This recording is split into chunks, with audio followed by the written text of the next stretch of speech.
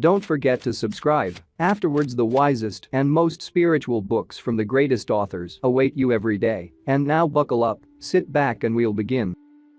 Hazrat Inayat Khan. Mental Purification and Healing. The Secret of Breath. It is clear even to those who do not know medical science that the whole mechanism of the body stops when the breath has departed. That means that however perfect the mechanism of the body may be, in the absence of breath the body is a corpse. In other words, what is living in the body, or what makes it living, is breath. And how few of us realize this fact. We go on day after day, working, busy with everyday life, absorbed in the thoughts we have, occupied with business, pursuing motives, and yet ignoring the principle upon which the whole of life is based. If someone says, prayer is a very important thing, people may think, yes, perhaps. If one says, meditation is a great thing, people may say, yes, it is something. But when one says, breathing is a great secret, the reaction is, why, I have never thought about it. What is it really? As far as science goes, breathing is known to be air breathed in and breathed out. When it is breathed in, one gets oxygen from space, and when it is breathed out, one throws carbonic acid into space.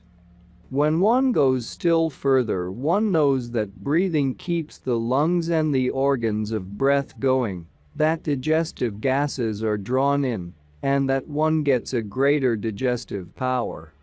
On the basis of that principle, people are beginning to use breathing in physical exercises to make the body healthier. For some years now, voice producers have given greater importance to breath. In reality, the breathing itself is voice, and the whole voice construction depends upon breathing. Then again, some physicians are beginning to see that many illnesses of the nerves, of the lungs, or of different nervous centers can often be helped by breathing. There seems to be a general awakening to the science of breath. And those who have practiced breathing in connection with physical culture or for the improvement of their particular condition, illness, or weakness, have found wonderful results. It is thus far that the science of breath has reached. But when we come to the mystery of breath, it is another domain altogether. The perceptible breath, which the nostrils can feel as air drawn in and air going out, is only an effect of breathing. It is not breath. For the mystic, breath is that current which carries the air out and brings the air in. The air is perceptible, not the current. The current is imperceptible. It is a kind of ethereal magnetism, a finer kind of electricity, the current of which goes in and comes out, putting the air into action. This is what the mystic calls nafs, which means the self. Breath is the self, the very self of man. Also, Atman means the soul, and in German the same word is used for breath. This shows that if there is any trace of the soul, it is to be found in breath. Naturally, breath, being the self, it is not only the air which one exhales, but it is a current which, according to mystics, runs from the physical plane into the innermost plane. It is a current which runs through the body, mind, and soul, touching the innermost part of life and also coming back, a continual current perpetually moving in and out. This gives quite a different explanation of the breath. It shows the importance of something which very few people consider important, and it makes one understand that the most important part of being is breath, which reaches the innermost part of life and also reaches outwards to the surface, which means touching the physical plane. But the direction of breath is in a dimension which the science of today does not recognize, a dimension that is recognized by mystics as being the dimension within. One day I was lecturing in England and among the audience was a well-known scientist. After the lecture he came to me and said, "I am very interested, but there is one thing that puzzles me. I cannot understand the word within." "What do you mean? Within the body? We can only understand inside the body." This shows the difficulty of reaching a common understanding between science and mysticism. One day it will be overcome. It is only a temporary difficulty.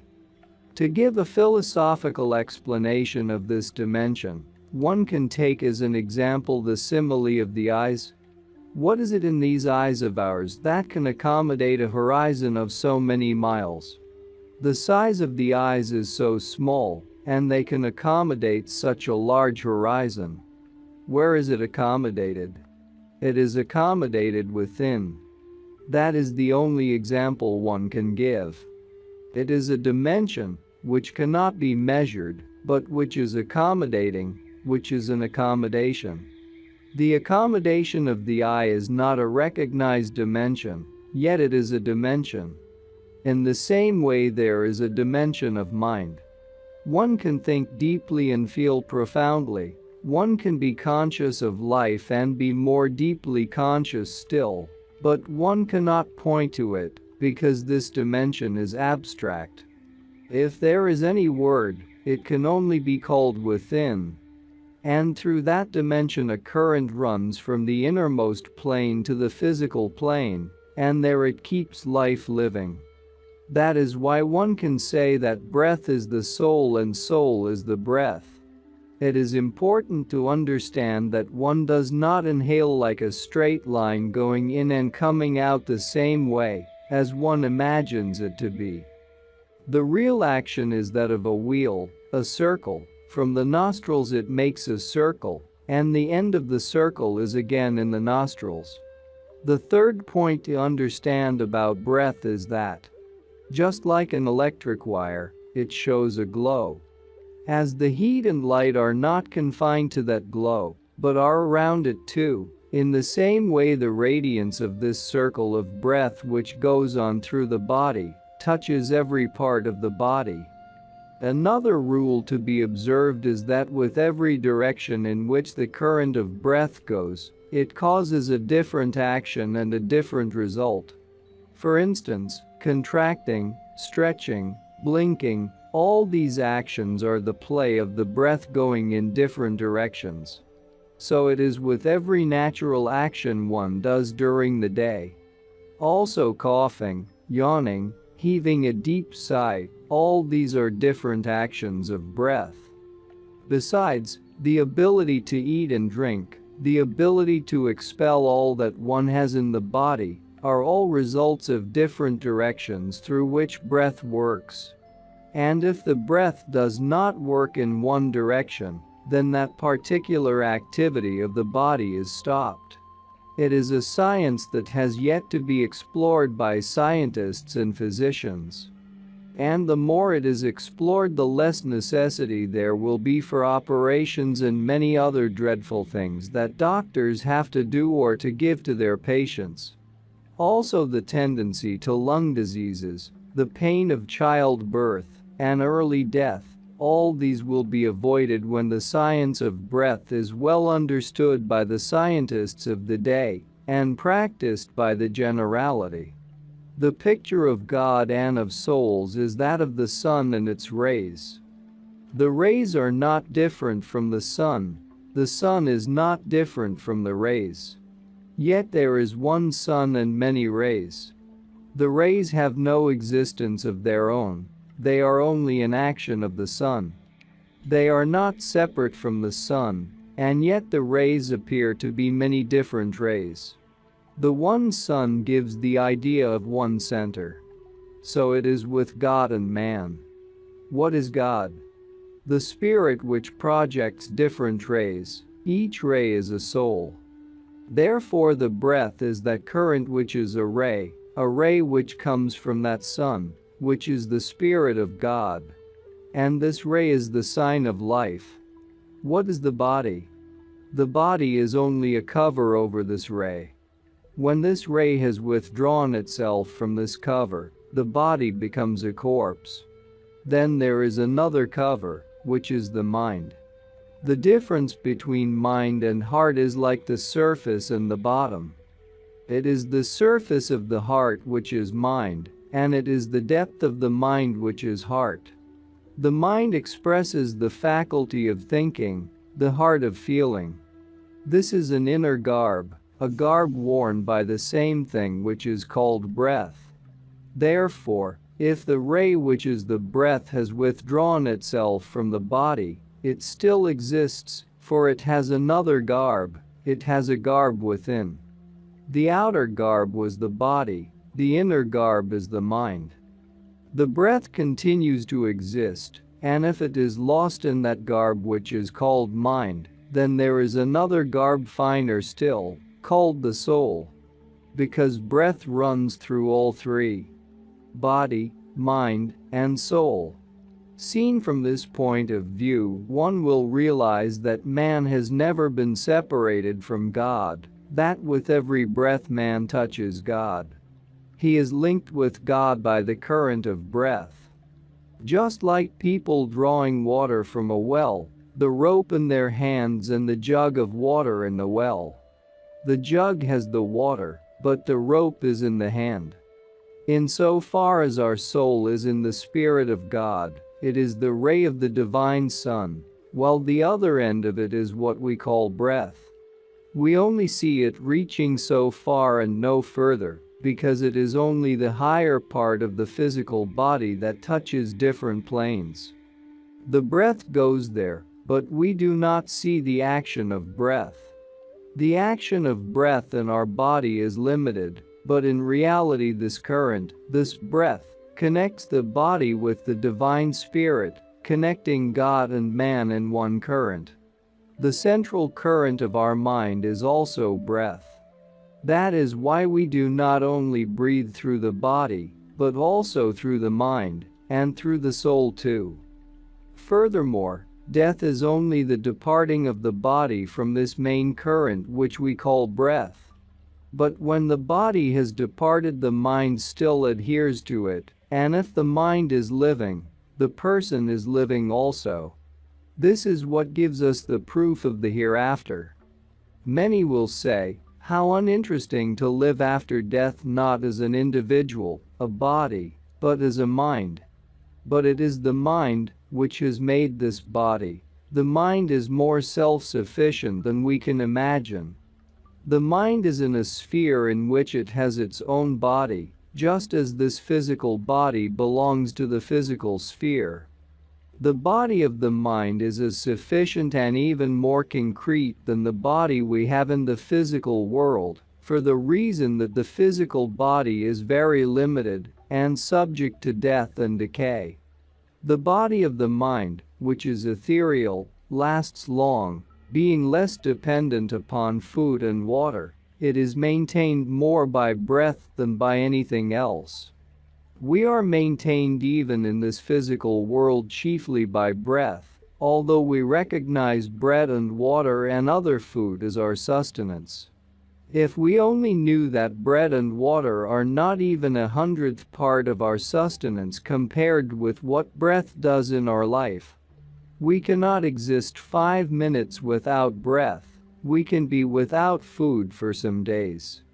Since breath has such great importance, the greatest possible importance, it is clear that the way to bring order and harmony to our body, to bring order and harmony to our mind, to harmonize mind with body, and to harmonize body and mind with soul, is by the breath. It is the development of breath, knowledge of breath, practice of breath which help us to get ourselves straightened out, to put ourselves in tune, to bring order into our being. There are many who without proper guidance and knowledge practice breath. Year after year they go on and very little result is achieved. Many go out of their minds, And very often the little veins of the brain and chest are ruptured by wrong breathing. There are many who have experienced this by not knowing how to breathe. One has to be extremely careful. One must do breathing practices rightly or not do them at all. One cannot speak fully of all that can be accomplished with the help of breath. If there are men living in the world today who while standing on the earth witness the inner planes of existence, if there are any who really can communicate with the higher spheres, if there are any who can convince themselves of the life in the hereafter, and of what it will be like, it is the masters of breath. It is not the students of intellectual books. The yogis have learned very much about the secret of breath from the serpent. That is why they regard the serpent as the symbol of wisdom. Shiva, the lord of yogis, has a serpent around his neck as a necklace. It is the sign of mystery, of wisdom. There are cobras in the forests of tropical countries, especially in India, which sleep for 6 weeks, and then one day the cobra wakens, and it breathes because it is hungry, it wants to eat. And its thoughts attract food from wherever it may be. Food is attracted from miles away by its thoughts. The breath of the cobra is so magnetic that the food is helplessly drawn. A fowl, or a deer or some other animal is drawn closer. It is so strongly drawn that it even comes down from the air and falls into its mouth. The snake makes no effort. It just breathes, it opens its mouth, and its food comes into its mouth. And then it rests again for 6 weeks. The serpent, too, is so strongly built that without wings it flies and without feet it walks. Also, if there is any animal which can be called the healthiest animal of all, it is the serpent. It is never ill. Before it becomes ill it dies, yet it lives a very long time. It is said by those living in tropical countries that the cobras can take revenge after as much as 12 years. If you once hit a cobra, it will always remember. That shows its memory, its mind. Music also appeals to the cobra as music appeals to intelligent men. The more unintelligent the man, the less music appeals to him. Music is closely related to intelligence. This shows that every sign of intelligence, of wisdom, and of power is to be seen in the cobra. The mystics have studied the life of the cobra, and they have found 2 wonderful things. One is that it does not waste energy. Birds fly until they are tired, animals run here and there. The cobra does not do so. It makes a hole where it lives and rests. It knows the best way of repose, a repose which it can continue as long as it wishes. We cannot do this. We human beings, of all creatures, know least about repose. We only know about work, not about repose. We attach every importance to work, but never to rest. This is because we do not find anything in rest, but everything in work. The work of rest we do not see. Besides, the natural breathing capacity of the cobra is such as no other creature shows. That capacity goes as a straight line throughout its body. The current which it gets from space and which runs through it gives it lightness and energy and radiance and power. Compared with the cobra, all other creatures are awkwardly built. The skin of the cobra is so very soft and of such silky texture, and in a moment's time, it can shed its skin and be new, just as if born anew. The mystics have learned from it. They say, we must go out of our body just as the cobra goes out of its skin. We must go out of our thoughts, ideas, feelings, just as the cobra does with its skin. They say, we must be able to breathe as rhythmically, to control our breath as the cobra does. We must be able to repose and relax in the same way as the cobra can. And then it will be possible to attain all we desire. As Christ has said, "Seek ye first the kingdom of God, and all things shall be added unto you." The same things that are added to the cobra, all that it needs, could be added to man also if only he did not worry about them. As Sati has said, "Myself, you worry so much over things that you need, but know that the one who works for your needs is continually working for them. Yet you worry over them because it is your disease, your passion that makes you worry all the time." When we look at life more keenly, we see it is the same. Our worry about things seems to be our nature, our character. We cannot help it. It becomes such a part of our nature to worry that if we had no worry, we would doubt if we were really living. Mystics, therefore, for thousands of years have practiced control of the breath, its balance, its rhythm, the expanding, lengthening, broadening, and centralizing of the breath. By this great phenomena have been accomplished. All the Sufis in Persia, in Egypt, in India, have been great masters of breathing. And there are some masters who are conscious of their spiritual realization with every breath they inhale and exhale. With every breath comes the consciousness of their plane of realization. For a person who really knows how to work with breath, if he is not lazy, there is nothing he cannot accomplish. He cannot say of anything that it is impossible. Only it requires work. It is not only a matter of knowing the theory, but it requires the understanding of it. That is why the adepts, the mystics, do not consider breathing only as a science or as an exercise. They consider it as the most sacred thing, as sacred as religion. And in order to accomplish this breathing, a discipline is given by a teacher. But there is a great difficulty. I have found sometimes in my travels, when I have been speaking about these things, that people come with preconceived ideas. They are willing to learn, but they do not want discipline. But in the army there is discipline, in the factory, in the office there is a certain discipline, in study at the university, everywhere there is discipline, yet in spiritual things people do not want it. When it comes to spiritual things they make difficulties. They think so little of it that they do not want to make any sacrifice. Because they do not know where it leads to, they have no belief. Besides, there are false methods which are taught here and there, and people are commercializing that which is most sacred. In that way the highest ideal is brought down to the lowest depth.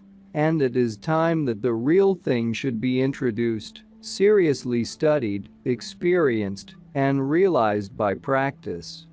The mystery of sleep. It is very difficult to point out exactly what condition it is that may be called sleep. For when one thinks about this question, one finds that one is always asleep and always wakeful. The difference is that of the particular sphere which man is conscious of when he is awake. In one sphere he thinks, "I am awake," and when that sphere is not before his consciousness he thinks, "I am asleep." In reality, sleep and the wakeful state are nothing but the turning of the consciousness from one side to the other, from one sphere or plane to another. And therefore, according to the mystical idea, man is never asleep. Although the soul is much higher than the physical body, it is the character and nature of the soul which the physical body expresses. When a man is looking at one side, he is unconscious of the other. This shows that the faculty of seeing and being conscious of what one sees can only engage itself fully with one thing at a time. A conception of musical sound which has been held for a long time in the East, and which today is recognized by scientists in the West, is that man's ear can only hear fully one sound at a time, not two or three. This indicates that each sense is capable of looking at one side only, the other is absent from the consciousness, and in order to see a particular side, one has to turn one's face to it. In other words, one has to expose one's faculty of seeing to that side. This is not only the nature of the body, but also the nature of the mind. The mind cannot think of two things at the same time. Also, when the mind is at work and fully absorbed in a certain thought, a certain imagination, the outer senses may be open, but they are not fully at work. When a poet is thinking of a verse, the verse is before his mind. His eyes are open, but he does not see, and if it happens that he sees anything when he is thinking, then it is just like a moving picture. So many different pictures coming one after the other that they seem to be continuous. When the mind stops, the eyes work, and when the eyes work, the mind stops, and in the end it seems to make one picture, but in reality it is a separate action of the mind and of the senses. It is also true that the wakeful state of every individual is different and peculiar to himself, just as the sleep of every individual is different and peculiar to himself. One person will be what is called fast asleep, that is to say in deep sleep. Another will be half asleep. Another knows what is going on around him, and yet he is asleep. This shows that the extent of sleep is different in every experience, and no one can classify this extent of sleep. The wakeful state also differs in every individual. Many people may be sitting in a room, but one is more conscious of what is going on in that room than another. 5 people may be hearing music, and each will apply his consciousness differently to what he hears. Each will enjoy and receive the effect of the music differently. And this shows that the body and the mind are vehicles or instruments through which the soul experiences life, the soul being that part of our being, which is capable of being conscious by means of mind and body. Therefore, to the mystic it is that part of one's being which witnesses life through vehicles such as the mind and body, which is the real being, and he calls it himself or his soul. In Sufi terms it is called Ruh, and in the Sanskrit or Vedantic terminology it is called Atman, the real being of man. By experience of life, with the help of the mind and body, this Atman or soul becomes deluded. The delusion is that it loses consciousness of its pure self, as it is natural that when a person is poorly dressed, he thinks he is poor. He never thinks it is only his dress that is poor. When he is moving in a beautiful palace, he is a big man. He does not think it is the palace, which is big, rather than himself. This shows it is not what a man is, but what he believes he is, that he is related to. The soul is never ill, but when it is conscious of the illness of the body, the man says, "I am ill." And the reason is that he cannot point out to his own consciousness his own true being, as the eyes cannot see themselves though they are able to see the whole world, so the soul cannot see itself, except when it is conscious of all that is reflected in it. The soul is neither poor nor rich, it is neither sorrowful nor joyous. These are reflections which fall upon it. And as it cannot realize itself, it considers itself to be that which is reflected in it, and therefore man lives his life in his consciousness. He is at every moment that which he is conscious of. In cheerful surroundings he is pleased, in miserable surroundings he is sad. No sorrow or joy can make an everlasting impression on the soul, for the nature of the soul is like a mirror. And while all that stands before the mirror is reflected in it, nothing can stay there. When the person who stood before the mirror is removed, then the mirror is as clear as ever, and so it is with the soul. For the sake of convenience, the mystics have divided the experiences of the consciousness into 5 different phases. The particular phase the consciousness is most familiar with is the wakeful state, in which the soul experiences through mind and body. This state in Sufi terms is called Nasat, and in Vedantic terms it is called Jagrat. As the soul only considers what it experiences through the senses with the help of the mind, the reason that many are not yet ready to believe in the soul or in the hereafter or in God is that the soul is acquainted with one sphere only. That is the sphere which it experiences with the help of the body and mind.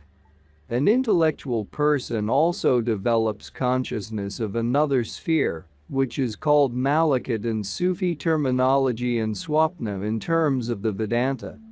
This state is experienced in 2 ways. When a person is absorbed in thought and is not aware of his surroundings, all he knows at that moment is the thought or imagination in which he is absorbed. This state is not dependent upon the body for its joy or its experiences of sorrow. A person who can experience joy and sorrow by raising his consciousness to that plane can make his heaven in himself. The great poets, thinkers, writers, who have lived through difficulties, through poverty, through circumstances in which people did not understand them, opposed them, and even despised them, have lived a most happy life for the reason that they have been able to raise themselves to that plane, where they could enjoy all the beauty, comfort, and joy that the ordinary man can only enjoy if it is given to him on the physical plane. And when the key of this plane comes into the hands of a man, then he is the master of his future life. When a man's consciousness reflects heaven, that man is in heaven, and when a man is conscious of torture, pain, and suffering, he is in the place of suffering. Man makes his heaven or his hell for himself. How many in this world you will find who keep their illness by thinking about it all the time, by being conscious of it. One sees many who might become well after having suffered pain for some years, were it not for the consciousness of the pain being held by them, not as something new, but as something which has always been there. Nothing belongs to a man unless he is willing to hold it. But when he becomes accustomed to holding a certain reflection without knowing the nature of it, in time that reflection becomes his master, and he becomes a slave of that reflection. And so it is with the worries and anxieties and sorrows which people have on their minds. Many say, "I cannot forget," because they imagine it. It does not mean that that person cannot forget, but that he is holding on to something which he does not wish to throw away. If a man would only realize that it is not that someone else is holding something before him, it is he himself who holds it. Some memory, something disagreeable, something sorrowful, some severe pain, anxiety, worry, all these things a man holds in his own hands, and they are reflected in his consciousness. His soul by nature is above all this. It is an illusion whose place is beneath the soul, not above, unless a man, with his own hands, raises it and looks at it. When one considers the psychology of failure and success, failure follows failure.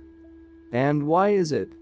Because the consciousness reflecting success is full of success, and the activity which goes out from that consciousness is creating productive activity. So if the consciousness has success before its view, then the same reflection will work and bring success.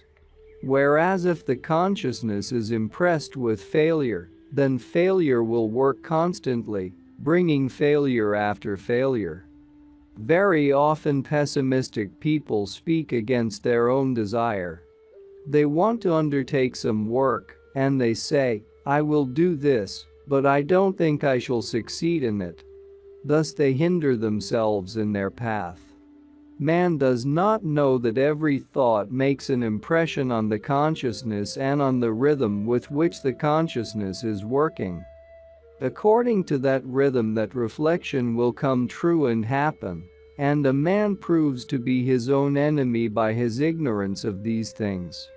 The mistake of one moment's impulse creates a kind of hindrance in the path of that person all through his life.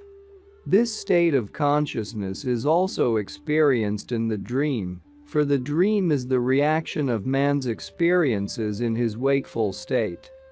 The most wonderful thing which man can study in the dream is that the dream has a language, and a true knowledge of dream experiences teaches one that every individual has a separate language of his dream peculiar to his own nature. The dream of the poet, the dream of the man who works with his hands, the dream of the king, the dream of the poor man, they all are different. There are many differences, and one cannot give the same interpretation of his dream to every person. One must first know who has dreamed it. It is not the dream which can be interpreted by itself. It is the person to whom the dream came that one must know, and the interpretation is according to his state of evolution, to his occupation, to his ambitions and desires, to his present, his past, and his future, and to his spiritual aspirations. Thus the language of dreams differs, but there is one hint which may be given, and that is that in the wakeful state man is open to outward impressions. For instance, there are moments when the mind is receptive, and there are moments when the mind is expressive. And during the moments when the mind is receptive, every impression from any person is reflected in the consciousness. Very often one finds oneself depressed and cannot find a reason, and then one finds oneself full of mirth, and again cannot find the reason. As soon as a person has a certain feeling, he at once looks for a reason, and reason is ready to answer him, rightly or wrongly. As soon as a person thinks, "What makes me laugh?" there is something which his reason offers as the reason why he laughed. In reality, that impression came from someone else, but he thinks the reason is something different. So very often in the dream it happens that the reasoning faculty answers the demands of the inquiring mind, and frames and shapes the thoughts and imaginations which are going on so freely, when the willpower is not controlling the mind in sleep. The mind behaves at that time just like an actor on the stage, free, without control of the will. When that happens, there may be a moment when the mind is in a receptive condition, when it receives an impression from other persons, from those who are friends or from those who are enemies, from anyone who may think of the dreamer or with whom he is connected in any way. Those who are spiritually inclined or who are connected with souls who have passed away also feel the impressions reflected upon their souls, sometimes as guiding influences, sometimes as warnings, sometimes as instructions. They also experience what are known as initiations, and sometimes have deluding, confusing experiences, but all takes place on that particular plane where the consciousness is experiencing life independently of the physical body and of the senses. The third experience which the consciousness has is called in Sufi terms Jabrat. In Sanskrit or Vedantic terms it is called Sushupti. In this state, the consciousness is not very well connected with the world. It does not bring its experiences to the world except for a feeling of joy, of renewed strength or health, and all one can say after this experience is, "I have had a very good sleep and feel much better for it." In point of fact, The cause is that the consciousness was freed from pain and worry and any activity or limitation of life. Even prisoners can enjoy the blessing of this state when they are fast asleep. They do not know whether they are in a palace or in a prison. They reach the experiences of that plane which is better than a palace. Man does not realize the value of this state until the time comes when, for some reason or other, he is unable to receive this blessing. He cannot sleep. Then he begins to think there is nothing he would not give to be able to sleep soundly. This shows that it is not only sleep he needs, but also a blessing behind it. It is something which the soul has touched, which is much higher and deeper, for this experience is greater than one can imagine. In this experience the consciousness touches a sphere from whence it cannot get an impression of any name or form. The impression it gets is a feeling of illumination, of life, of joy. What message does it give? It gives a message of God, which comes directly to every soul. And what is this message? God says to the soul, I am with you, I am your own being, and I am above all limitations, and I am life, and you are more safe, more living, more happy and more peaceful in this knowledge than in anything else in the world. Besides these three experiences, there comes a fourth experience to those who search after it. Why does it not come to everybody? It is not that it does not come to everybody, but everybody cannot catch it. It comes and slips away from a person, and he does not know when it came and when it went. In the life of every man there is a moment during the wakeful state, a moment when he rises above all limitations of life, but so swiftly does it come and go, in the twinkling of an eye, that he cannot catch it, that he does not realize it. It is just like a bird, which came and flew away, and you only heard the flutter of its wings. But those who wish to catch this bird, who wish to see where this bird goes, and when it comes and when it goes, look out for it and sit waiting and watching for the moment when it comes, and that watching is called meditation. Meditation does not mean closing the eyes and sitting. Anyone can close his eyes and sit, but he may sit for hours, or he may sit all his life, and still not know what came and what went. It is looking out for what comes, and not only looking out for it, but preparing oneself by making one's senses keen, by making one's body and mind a receptacle for the vibrations, so that when the bird makes a vibration, one feels that it has come. It is this which is expressed in the Christian symbolism of the dove. In other words, it is the moment which approaches one's consciousness rapidly, of such bliss that one, so to speak, touches the depths of the whole of life, and reaches above the sphere of action, even above the sphere of feeling. But one will say, what does one's consciousness receive from it? It receives a kind of illumination which is like a torch lighting another light. This inner life, touching the consciousness, produces a sort of illumination which makes man's life clear. Every moment after this experience is unveiled because of this moment. It charges man's life with new life and new light. That is why in the East yogis sit in samadhi, in a certain posture for so many hours, or go into the forest and sit in the solitude, and they have always done so in order to catch this light which is symbolized by a dove. There is one step even higher than this, which in the terms of the Sufis is Hadhit, or Samadhi in Vedantic terms, the fifth sphere which consciousness experiences.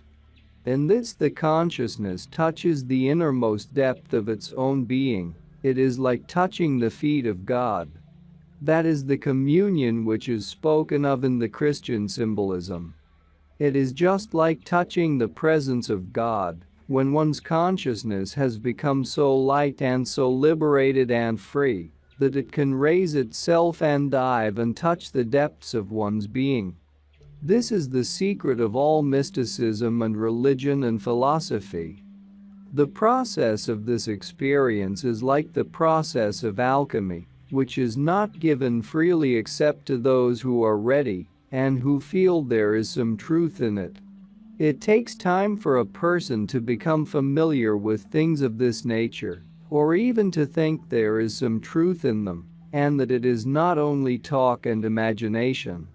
Even one who has felt the truth of the mystical state may question if it is worthwhile to go on with this quest. But if he does so, he must accept the guidance of someone who has knowledge of this matter, in whom he can put his trust and confidence.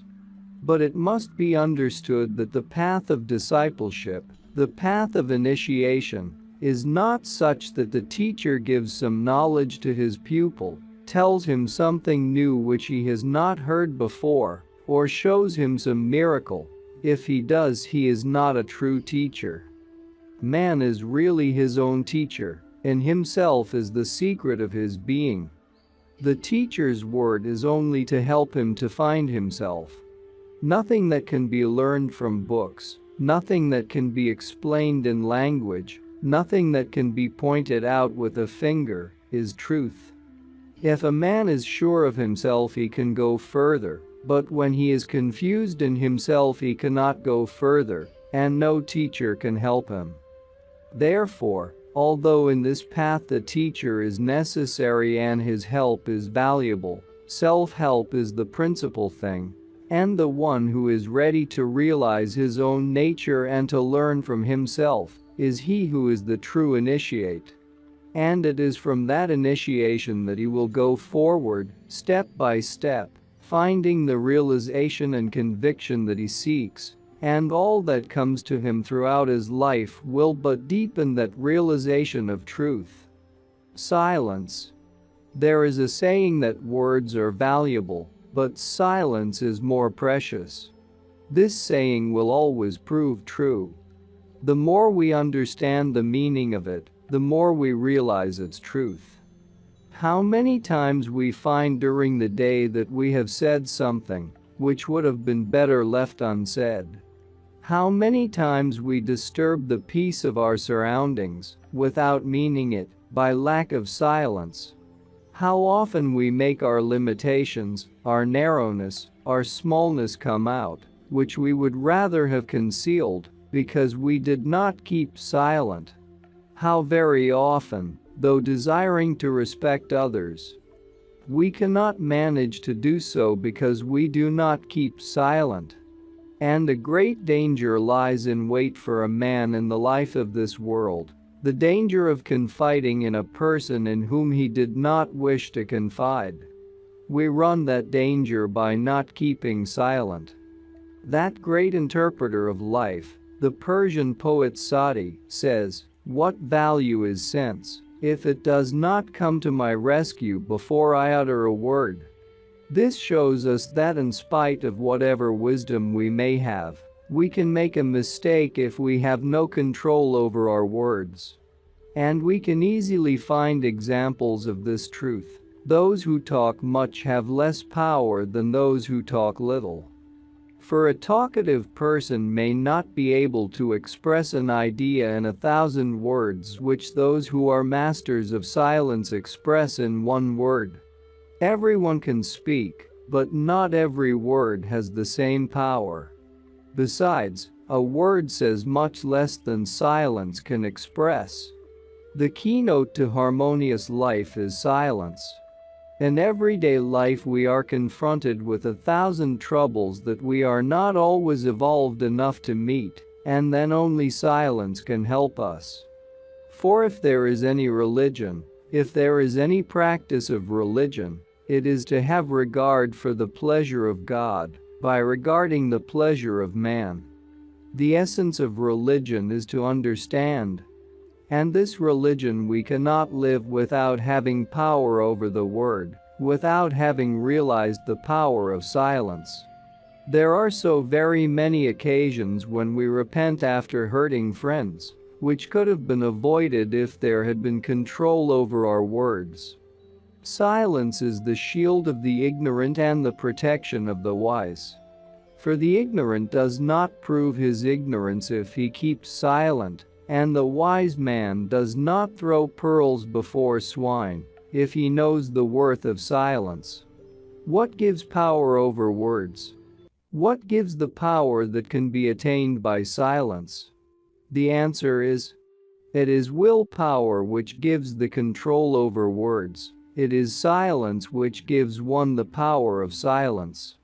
It is restlessness when a person speaks too much. The more words are used to express an idea, the less powerful they become. It is a great pity that man so often thinks of saving pennies and never thinks of sparing words. It is like saving pebbles and throwing away pearls. An Indian poet says, "Pearl shell, what gives you your precious contents? Silence, for years my lips were closed." For a moment it is a struggle with oneself, it is controlling an impulse, but afterwards the same thing becomes a power. And now coming to the more scientific, metaphysical explanation of silence. There is a certain amount of energy spent by words and breath, which has to bring new life in the body, is hindered in its regular rhythm when man speaks all the time. It is not that a nervous person speaks too much, but much speaking makes him nervous. Where did the great power attained by yogis and fakirs come from? It was gained by having learned and practiced the art of silence. That is the reason why in the East, in the houses where fakirs meditated, and even at the court, there was silence. There were times during different civilizations of the world when people were taught, whenever they were collected together for a feast, to keep silence for a certain time. It is the greatest pity that at this time we have so neglected that question, we think so little about it. It is a question which affects health, which touches the soul, the spirit, life. The more we think about this subject, the more we see that we are continually involved in a kind of action. Where does it lead us and what is the result of it? As far as we can see, it leads us to greater struggle, competition, and disagreeableness. If we think of the result, we see that it leads us to greater care, worry, and struggle in life. There is a saying of the Hindus, the more one seeks for happiness, the more unhappiness one finds. And the reason is that when happiness is sought in a wrong direction, it leads to unhappiness. Our experience in life is sufficient to teach us this, yet life is intoxicating, it absorbs us in action, so that we never stop to think of it. It seems that the world is awakening to spiritual ideals, but in spite of this there is more activity, not only outer activity, but also activity of mind. In reality, mankind has shattered its nerves by the lack of silence, by the overactivity of body and mind. When the body is resting, man calls it sleep. But his mind is going on the same record as during the day. In this world of competition, every man is 100 times more busy than he ever was. Naturally, his life needs rest and quietude and peace more than that of people who live in the forest, who can call all the time their own. When activity is increased and the art of silence is lost, then what can we expect? Where do we learn thoughtfulness? In silence. And where do we practice patience? In silence. Silence practiced in meditation is something apart, but silence means that we should consider every word and every action we do. That is the first lesson to learn. If there is a meditative person, he has learned to use that silence naturally in everyday life. The one who has learned silence in everyday life has already learned to meditate. Besides, a person may have reserved half an hour every day for meditation, but when there is half an hour of meditation and 12 or 15 hours of activity, the activity takes away all the power of the meditation. Therefore, both things must go together. A person who wishes to learn the art of silence must decide, however much work he has to do, to keep the thought of silence in his mind. When one does not consider this, then one will not reap the full benefit of meditation. It is just like a person who goes to church once a week and the other 6 days he keeps the thought of church as far away as possible. A very devout Persian king was asked by his prime minister, "You are spending most of the night in meditation, and all day long you work. How can that go on?" The Shah said, "During the night I pursue God, during the day God follows me." It is the same with silence. He who seeks silence is followed by silence. So it is with all things we wish for, when we seek after them sufficiently, they follow us in time by themselves. There are many who do not mind if they hurt anyone, as long as they think they have told the truth. They feel so justified that they do not care if the other one cries or laughs. There is, however, a difference between fact and truth. Fact is that which can be spoken of, truth is that which cannot be put into words. The claim, "I tell the truth," falls flat when the difference is realized between fact and truth. People discuss dogmas, beliefs, and moral principles as they know them. But there comes a time in a man's life when he has touched truth of which he cannot speak in words, and at that time all dispute, discussion, argument ends. It is then that the man says, "If you have done wrong or if I have done wrong, it does not matter. What I want just now is to right the wrong." There comes a time when the continual question which arises in the active mind, "What is what and which is which?" comes to an end, for the answer rises from the soul and is received in silence. The general attitude of man is that of listening to all that comes from outside, and not only are the ears open to the external world, but even the heart is attached to the ears. The heart, which is listening to the voices coming from the external world, should turn its back on all that comes from there and wait patiently until it becomes capable of hearing the voice from within. There is an audible voice and an inaudible voice, from the living and from those who are not living, from all life. What man can say in words always expresses little. Can one speak about gratefulness, about devotion, about admiration? Never. There will always be a lack of words. Every deep feeling has its own voice. It cannot be expressed in outer words. This voice comes from every soul. Every soul is only audible to the heart. And how is the heart prepared? Through silence. We need not be surprised that some have sought the mountains and the forest and preferred the wilderness to the comforts of worldly life. They sought something valuable. They have passed on something of the experience gained by their sacrifice. But it is not necessary to follow them to the forest or to the cave of the mountain. One can learn that art of silence everywhere. Throughout a busy life one can maintain silence. Silence is something which consciously or unconsciously we are seeking every moment of our lives. We are seeking silence and running away from it, both at the same time. Where is the word of God heard? In silence. The seers, the saints, the sages, the prophets, the masters, they have heard that voice which comes from within, by making themselves silent. I do not mean by this that because one has silence one will be spoken to.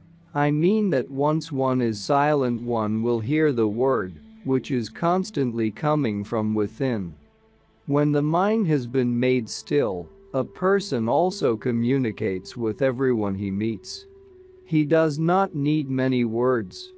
When the glance meets, he understands. Two persons may talk and discuss all their lives, and yet never understand one another. Two others with still minds look at one another, and in one moment a communication is established between them. Where do the differences between people come from?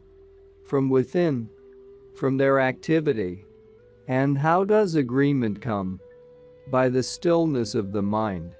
It is noise which hinders a voice that we hear from a distance, and it is the troubled waters of a pool which hinder us seeing our own image reflected in the water. When the water is still, it takes a clear reflection, and when our atmosphere is still, then we hear that voice which is constantly coming to the heart of every person. We are looking for guidance, we all of us search for truth, we search for the mystery. The mystery is in ourselves, the guidance is in our own souls. Very often one meets a person whose contact makes one restless, nervous. The reason is that that person is not restful, not tranquil, and it is not easy to remain calm and to keep one's tranquility in the presence of a restless, agitated person. The teaching of Christ is, resist not evil, and that means, respond not to the troubled condition of a restless person. It is just like partaking of the fire which will burn one. The way to develop the power in oneself to withstand all disturbing influences in everyday life is to quiet oneself by means of concentration. Our mind is like a boat in the water, moved by the waves and influenced by the wind. The waves are our own emotions and passions, thoughts and imagination, and the wind is the outer influences which we have to cope with. In order to stop the boat, one should have an anchor to make the boat lie still. Now this anchor is the object we concentrate upon. If it is heavy and weighty, then it will stop the boat. But if this anchor is light, the boat will continue to move and not be still, for it is partly in the water and partly in the air. But in this way we only control the boat. Utilizing the boat is another question again. The boat is not made to remain motionless, it is made for a purpose. All of us do not seem to know this. But finally this boat has to be made to go from one port to another. And for the boat to be able to sail, various conditions must be fulfilled, for instance, that it is not more heavily laden than its capacity. Thus our heart should not be heavily laden with the things that we attach ourselves to, because then the boat will not float. Also the boat should not be tied to this one port, for then it is held back and will not go to the port for which it is bound. Furthermore, the boat must have that responsiveness to the wind which will take it to that port, and this is the feeling a soul gets from the spiritual side of life. That feeling, that wind, helps one to go forward to the port for which we are all bound. Once it is fully concentrated, the mind should become like a compass in a boat, always pointing in the same direction. A man whose interest takes 1,000 different directions is not ready to travel in this boat. It is the man who has one thing in his mind and who considers all other things secondary, who can travel from this port to the other. This is the journey which is called mysticism. Dreams and revelations. Although dreams are something which is known to everybody, the study of them leads to the deeper side of life. For it is from the meaning of the dream that one begins to realize two things. That something is active when the body is asleep, and to the deep thinker this gives faith in the life hereafter.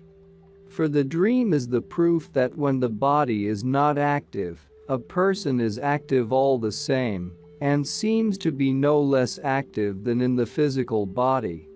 If one detects any difference, it is a difference of time, for in dreams a man may pass from one land to another in a flash, instead of taking a month. In no way is he hindered as on the physical plane. In dreams he flies. The facility of the plane of dreams is much greater.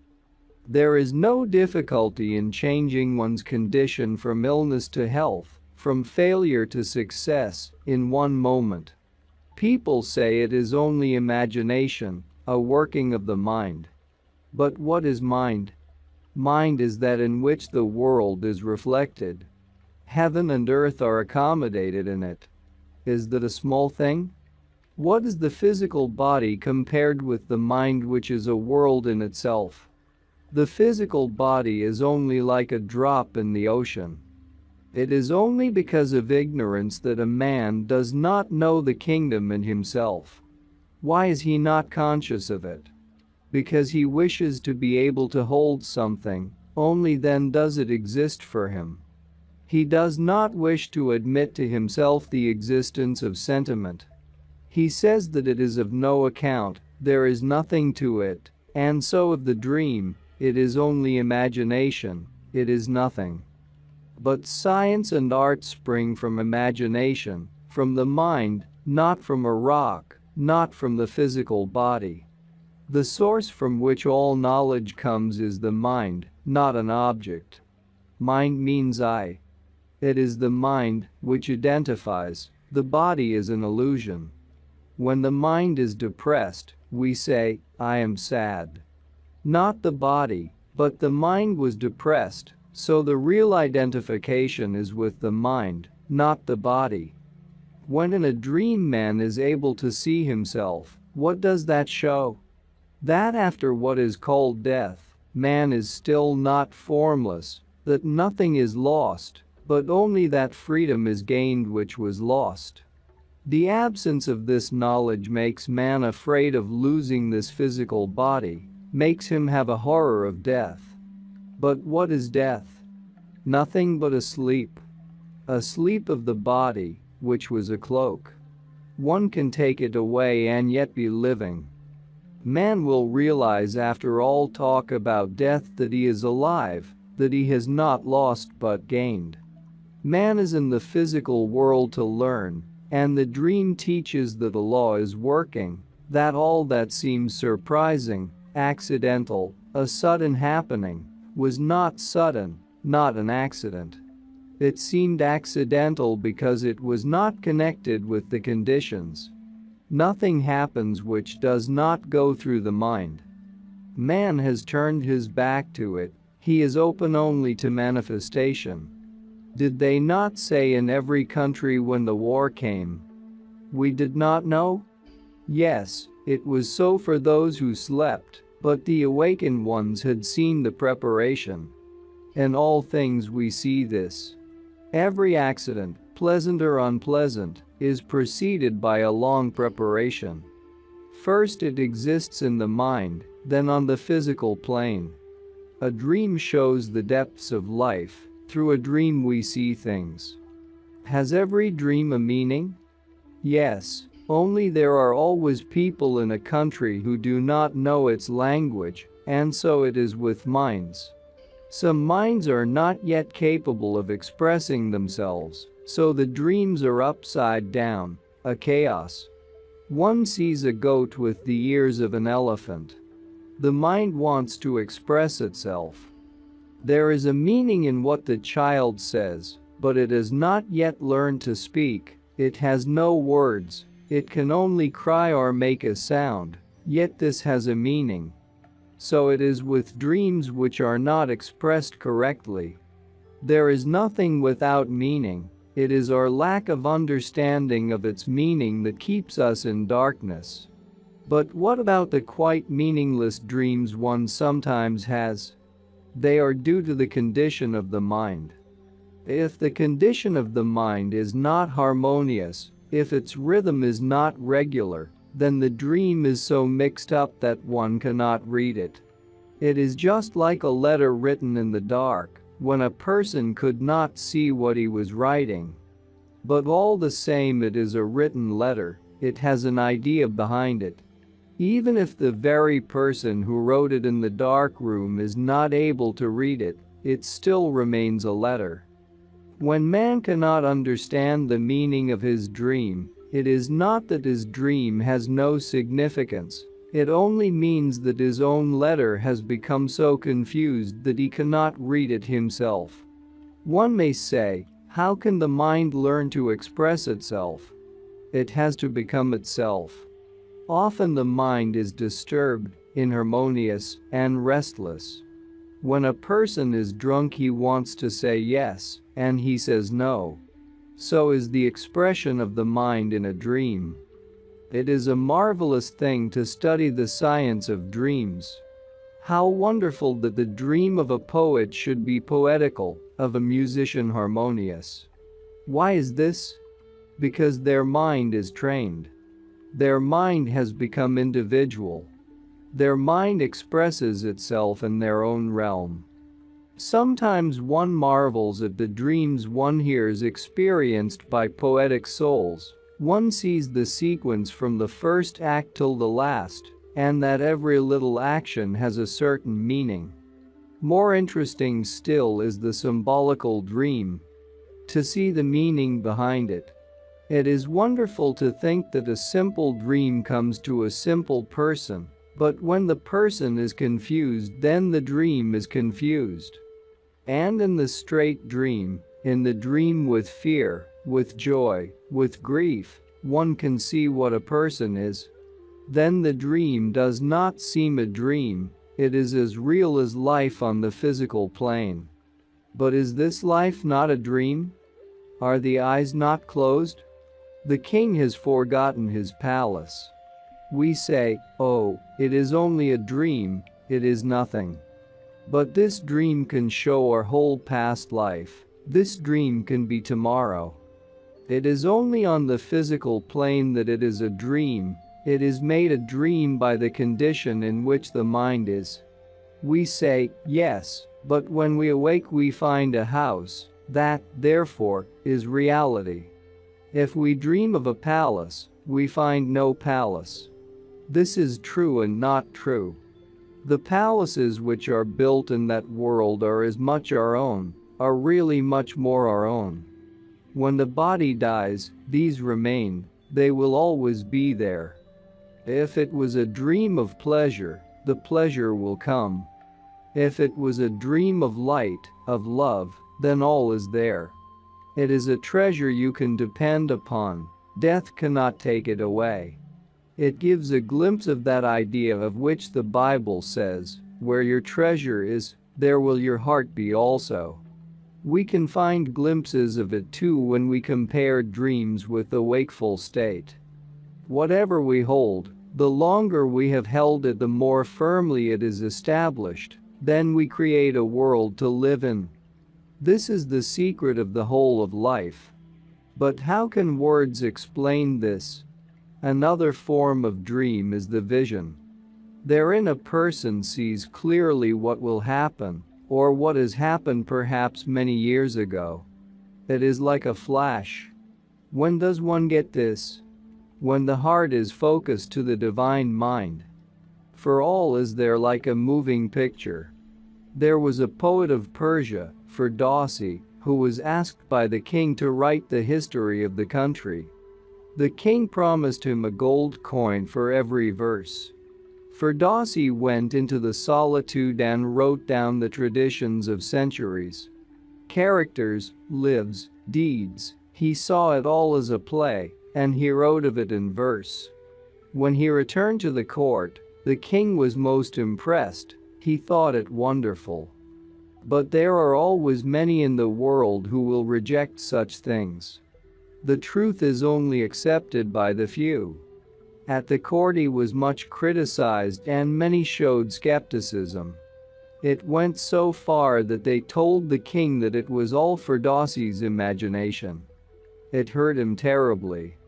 He took the one who had spoken most against him and held his hand upon his head and said to him, "Now, close your eyes and look." And what this man saw was like a moving picture, and he exclaimed, "I have seen."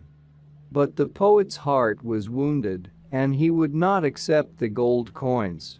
What was the message given by the great ones, by the prophets and masters, by Rama, by Krishna? It was not imagination. It was that record which can be found by diving deep, that prophecy given to the world as a lesson, living in the world, like a scripture. It is direct communion given by all masters. A vision is more clear in the sleeping state than in the wakeful state.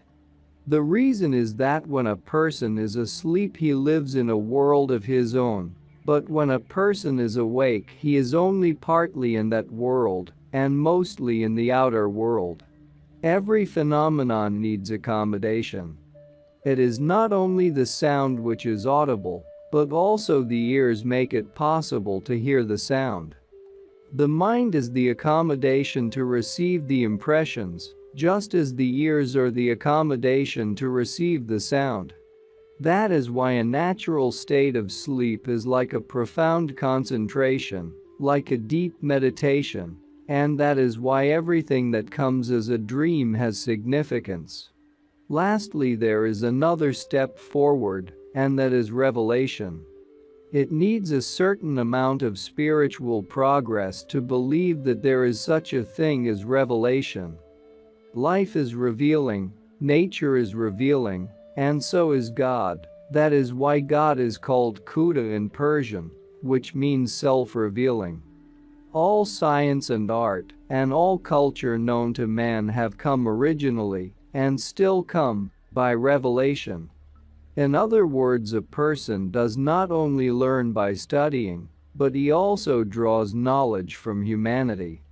A child not only inherits his father's or his ancestors' qualities, but also the qualities of his nation, of his race, so that one can say that man inherits the qualities of the entire human race.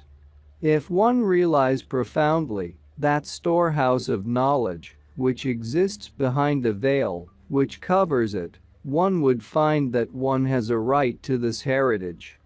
This gives one a key to understand the secret of life. That knowledge is not only gained from outside but also from within.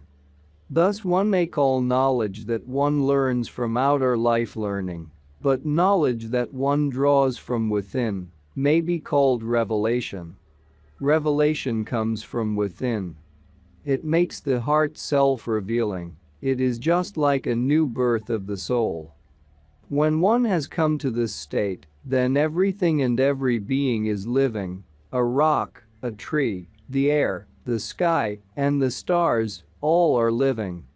Then a person begins to communicate with all things and all beings. Wherever his glance falls, on nature, on characters, he reads their history, he sees their future. Every person he meets, before he has spoken one word with him, he begins to communicate with his soul. Before he has asked any question, the soul begins to tell its own history. Every person and every object stand before him as an open book. Then there no longer exists in him that continual why one finds so often in people. Why no longer exists, for he finds the answer to every question in himself. And as long as that answer is not created, in spite of all the learning of this world that is taught to man, that continual why will exist. Again, one may ask, how does one arrive at this revelation? And the answer is that there is nothing in the whole of the universe which is not to be found in man, if he only cares to discover it. But if he will not find it out, no one will give it to him, for truth is not learned, truth is discovered. It is with this belief that sages of the East went into the solitude and sat meditating in order to give that revelation an opportunity to arise.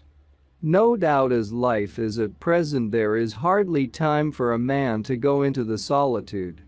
But that does not mean that man should remain ignorant of the best that is within himself. For compared with this great bliss which is revelation, all other treasures of the earth are nothing. They cannot be compared.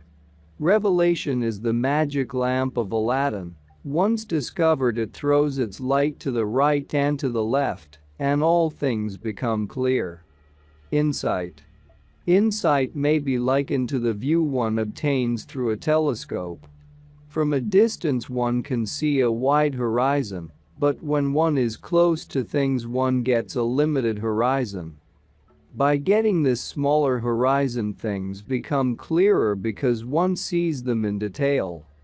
When there is a larger horizon, things are not seen in detail, but then there is a general outlook. And the same law can be applied to insight. When one looks at a person, one gets a glimpse of his character, and when one looks at an assembly, one gets a feeling of the assembly. The heart is the telescope of the soul, and the eyes are the telescope of the heart. Just as when seeing through spectacles, it is the eyes that see, not the spectacles, so when seeing through the heart and through the eyes, what sees is the soul. The eyes have no power to see. The eyes have only the power to help the soul to see. The moment the soul departs, the eyes do not see. And so even the heart is a telescope, which helps one to perceive and to conceive all that one seeks.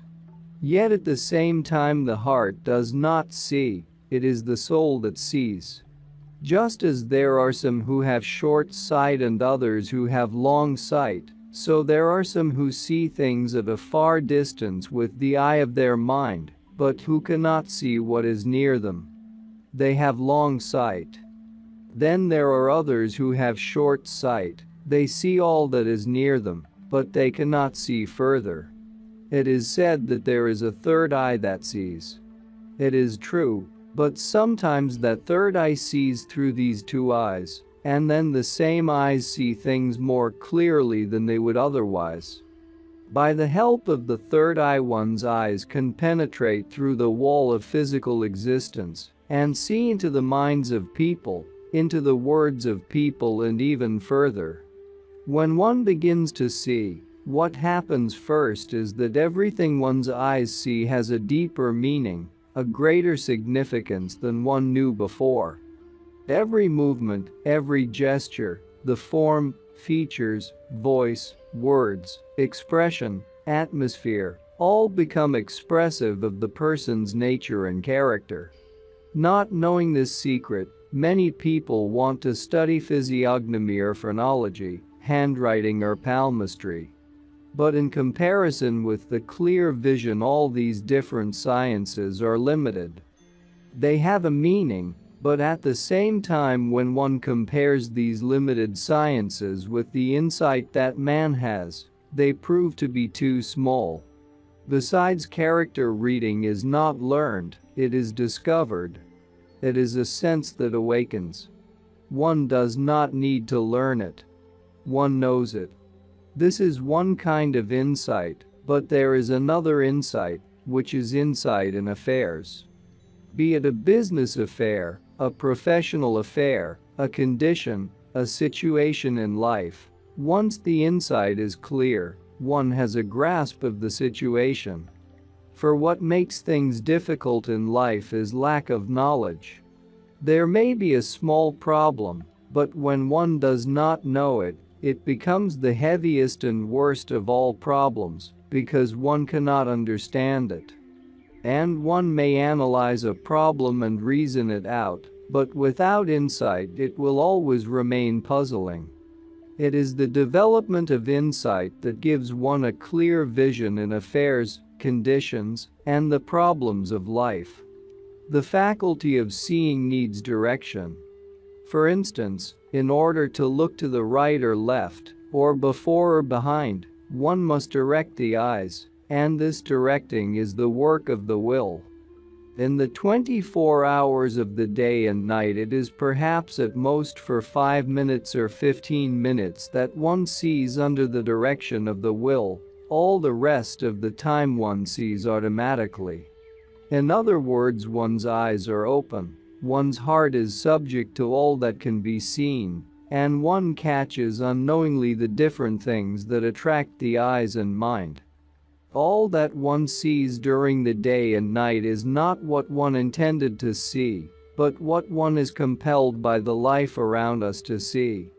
That is why the thinkers and sages of the East in ancient times used to have mantles put over their heads so that they did not see anything or anybody and could control their sight. The Sufis of ancient times used to keep their heads covered like this for many years, and in doing so they developed such powers that their one glance would penetrate rocks and mountains. It is only control of the sight. Yogis in all ages have worked not only with their minds, but even with their eyes, attaining such a stability of glance that they could direct their sight to anything they wished to examine or penetrate. Eyes, therefore, are the representatives of the soul at the surface, and they speak to a person more clearly than words can speak. To one who can read, they are the signs of the plane of evolution a person is on. A person does not need to speak to one. His eyes tell one whether he is pleased or not, willing or unwilling, whether he is favorably inclined or unfavorably inclined. Love or hate, pride or modesty, all can be seen in the eyes. Even wisdom and ignorance, everything, manifests through the eyes. The one who can trace the condition and character in the eyes certainly communicates with the soul of another person. Not very long ago in Hyderabad there was a murid, rather an intellectual pupil, and he liked to talk. His teacher was interested in his intelligent inquiries, and so he encouraged him to talk, whereas it is the custom in the East for the pupil to remain silent before his teacher. One day the teacher was in a condition of exaltation, and his pupil as usual wanted to discuss and argue, which was not agreeable to the teacher at that time. He said in Persian, "Khamosh," which means silence. And the pupil became silent. He went home and remained silent. And no one heard him speak after that, no one in the house nor outside. He never spoke anywhere. Years passed by and the man still kept silent. But there came a time when his silence began to speak aloud. His silent thought would manifest, and his silent wish would become granted. His silent glance would heal, his silent look would inspire. His silence became living. It was the spoken words which had kept him dead all this time. The moment the lips were closed, the silence in him began to live. His presence was living. In Hyderabad people called him Shah Khamosh, the king of silence, or the silent king. By this I wish to imply that everyone has eyes, but to make the eyes living takes a long time. For eyes see so far and no further. It is the heart connected with the eyes that can see further, and if the soul sees through them, it sees further still. An entirely different question is how to get the eyes focused. If one wishes to look at the moon, one must look at the sky instead of looking at the earth, and so if one wants to seek heaven, one must change the direction of looking. That is where many make a mistake. Today in the West, where there is a very large number of students eagerly engaged in looking for the truth, many among them are mistaken in this particular respect. In order to see what can be seen within, they want to look without. It is, however, a natural tendency. As a person looks without for anything he wants, he naturally looks for inner attainment also on the outside. How can we look within and what shall we see? In the first place, to a material person within means in the body, inside the body. In reality, within means not only inside, but also outside the body. This can be seen by the light inside a lamp. The light is inside the globe, and it is outside the globe too. So is the soul, it is inside and outside too. So is the mind, it is inside and outside, it is not confined inside the body. In other words, the heart is larger than the body, and the soul is larger still. At the same time, the soul is accommodated within the heart, and the heart is accommodated within the body. This is the greatest phenomenon and is very difficult to explain in words. There are intuitive centers, and in order to see into the intuitive centers, one has to turn the eyes back, turn the eyes within. Then the same eyes which are able to see without are able to see within. But that is only one phase of seeing. The other phase of seeing within cannot be seen by the eyes, it is the heart that sees. And when one is able to see that way, the pain and pleasure and joy and sorrow of every person that comes before one manifest in one's own heart, one actually sees it. One sees it even more clearly than one's eyes can see. But that is the language of the heart. The eyes do not know it. Sages in the East used to be called Balakash, which means he who took the draught of all difficulties. They regarded the difficulties of life as a wine to drink. Once you drink, they have gone. They were not afraid of it, they did not want to keep out of it. They said, if we keep out this time, next time it will meet us one day. If we escape one moment, another moment it will meet us. So let it come such as it is, and let us drink it as wine. The principle of Mahadeva, of the dervishes, of the great fakirs of all ages is this one principle. To drink all difficulties as a wine, then there is no more difficulty. When one is in tune with life, life becomes revealing, for then one is friends with life. Before that, one was a stranger to it. Attitude makes a great difference, and it is the difference of attitude that makes a person spiritual or material. Nothing else need be changed, only the attitude. The lesson we learn from the developing of our insight is not to become excited by any influence that tries to bring us out of rhythm, but to keep in rhythm under all conditions of life, to keep our equilibrium, our tranquility under all circumstances. It is sometimes very difficult to keep our equilibrium when the influences of life are shaking us, and to keep our poise through it all. It is difficult in the face of influences which are opposed to keeping a friendly attitude. But at the same time, because it is difficult, it is a great attainment. To attain anything valuable and worthwhile, we have to go through difficulty. But we do not pay for it, we learn without paying for it. It is something that we can practice in everyday life, because from morning till evening, we are continually among jarring effects from all sides. There is plenty of opportunity for practicing this lesson of keeping a friendly attitude towards everyone, of meeting every condition courageously, and of taking upon ourselves all influences that come along. It is in this way that a greater insight into life is attained. If there is anything that can make our comprehension clear, it is reason on one side and feeling on the other. A man in whom feeling is not awakened is awake and asleep at the same time. That which is living is not reason, it is feeling. Many think when the brain is working it is something tangible, one does not notice it working in feeling. But in reality, feeling takes the part of the engineer, and the brain is like the mechanism. The mechanism cannot work without the engineer, so the brain cannot work without the feeling behind it. These two things are needed to make knowledge clear.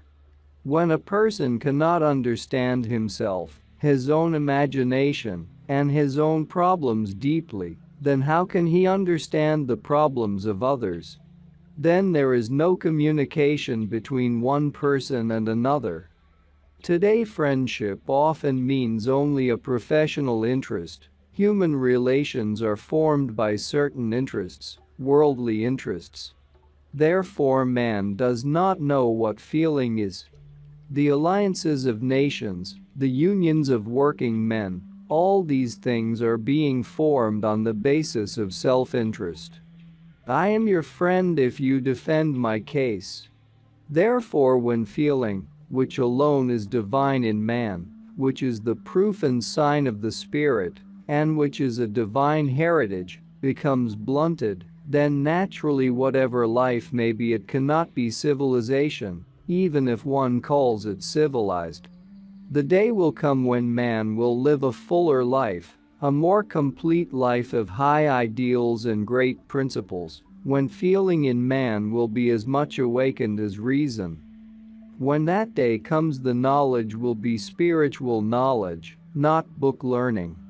One can feel everywhere, in colleges, in societies, in clubs, in any of the professions, that every person is seeking directly or indirectly for some knowledge. Man feels that there is a knowledge which is more real. Every person seems to be disappointed with his experience of life. He may be most successful in the world, it does not matter. He may be a rich man, he may have a high position, but he is disappointed. He is longing for something which will satisfy him. What is it? It is not outside. It is within himself. He will find it on the day when he awakens to the reality of life. Once a soul is awakened to the reality of life, all other things matter little. What matters is that he understands clearly that what satisfies is within. Besides, when once the heart begins to live, another world is open for experience. For generally what one experiences in one's everyday life is only what the senses can perceive and nothing beyond it. But when once a person begins to feel and experience the subtle feelings of the heart, he lives in another world, walking on the same earth and living under the same sun. Therefore, be not surprised if you find beings who are living in another world while walking on this earth. It is as natural as anything can be for man to live in his heart, instead of only living on the earth. The people in the East call it Sahib-i-Dil, that is the mastermind. And then if one goes still deeper within, one begins to live in the soul. Inspiration, intuition, vision, revelation are natural to this person. The soul begins to become conscious of its own domain. And it is the same kingdom of which it is said in the Bible, "Seek ye first the kingdom of God." It is the soul which begins to see. And one can see still further. What enables one to attain to this stage is the way of meditation under the guidance of the right teacher. The first thing to do is to get control of the glance. The next is to get control of the feelings. And the third is to get control of the consciousness. If these three things are attained, then one begins to look within. Looking within helps a person very much in looking outside. Then the same power with which the heart and eyes are charged begins to manifest outwardly. And the one who looks within finds, when he looks without, that all that is within manifests without. His influence is healing and consoling, uplifting and soothing. His sight, too, becomes penetrating, so that not only human beings, but also even objects begin to disclose to him their nature, character, and secret. Insight shows itself in different aspects. An impression, intuition, inspiration, dream, and revelation. How does one get impressions? All impressions reach the brain through the nerve centers. They are mostly taken in by the breath, but by this one does not mean the breath inhaled through the nostrils. He who is able to get an impression of a person need not wait to see how he will turn out, he knows it instantly. Very often one may have a feeling at first sight whether someone will be one's friend or prove unfriendly. When someone comes and tells me, "I am very interested in your philosophy, but before I take it up I want to study it," he may study for 1,000 years, and he will not get to that insight. It is the first moment. Either you are my friend or not my friend. When two persons meet, a confidence is established. One does not need years in order to develop friendship. Everyone receives an impression on seeing a certain person or looking at a certain situation. One may not believe that impression, but all the same it is there. The first impression tells a man whether he will be successful or not, whether a person is right or not, whether there will be friendship between two people or not. And when this faculty is developed, a person can get an impression of a place and of persons and of conditions. Impressions come to those whose mind is still. Those whose mind is active cannot take impressions. For the mind is like water. When the pool of water is disturbed, one cannot see any reflection in it. Thus purity of mind is necessary. In which sense? All that is called wrong is not necessarily wrong. Some things are called wrong because of a certain moral, a certain principle, originated by the mechanical action of the mind. When the mind is kept pure from all activity that disturbs it, then it becomes like pure water. Very often the water of the mind is polluted, but when the mind is in its pure condition, then naturally it can take impressions. The mind may be likened to a photographic plate. If several impressions have been made upon it, then there can be no other impressions. That is why the mind should be kept pure from all undesirable impressions in order that every impression may be clear. Intuition is still deeper, for by intuition one gets a warning. Intuitively one feels, "This person will one day deceive me, or turn against me, or he will prove faithful to me, sincere, to be relied upon. Or in this particular business I will have success or failure." One knows it. But the difficulty is in distinguishing the right intuition, that is the great question, or as soon as intuition springs up, reason, its competitor, rises also and says, "No, it is not so." Then there is conflict in the mind and it is hard to distinguish because there are two feelings at the same time. If one makes a habit of catching the first intuition and saving it from being destroyed by reason, then intuition is stronger and one can benefit by it. There are many intuitive people, but they cannot always distinguish between intuition and reason, and sometimes they mix them up, for very often the second thought, being the last, is more clear to one than the first. Therefore, the intuition is forgotten and reason remembered. Then a person calls it intuition and it is not so. Reason and intuition are two competitors, and yet both have their place, their importance, and their value. The best thing would be first to try and catch the intuition and distinguish and know and recognize it as intuition, and then to reason it out. Besides, those who doubt intuition, their intuition doubts them. In other words, the doubt becomes a wall between themselves and their intuitive faculty. And there is a psychological action. As soon as intuition has sprung up, doubt and reason have sprung up too, so that the vision becomes blurred.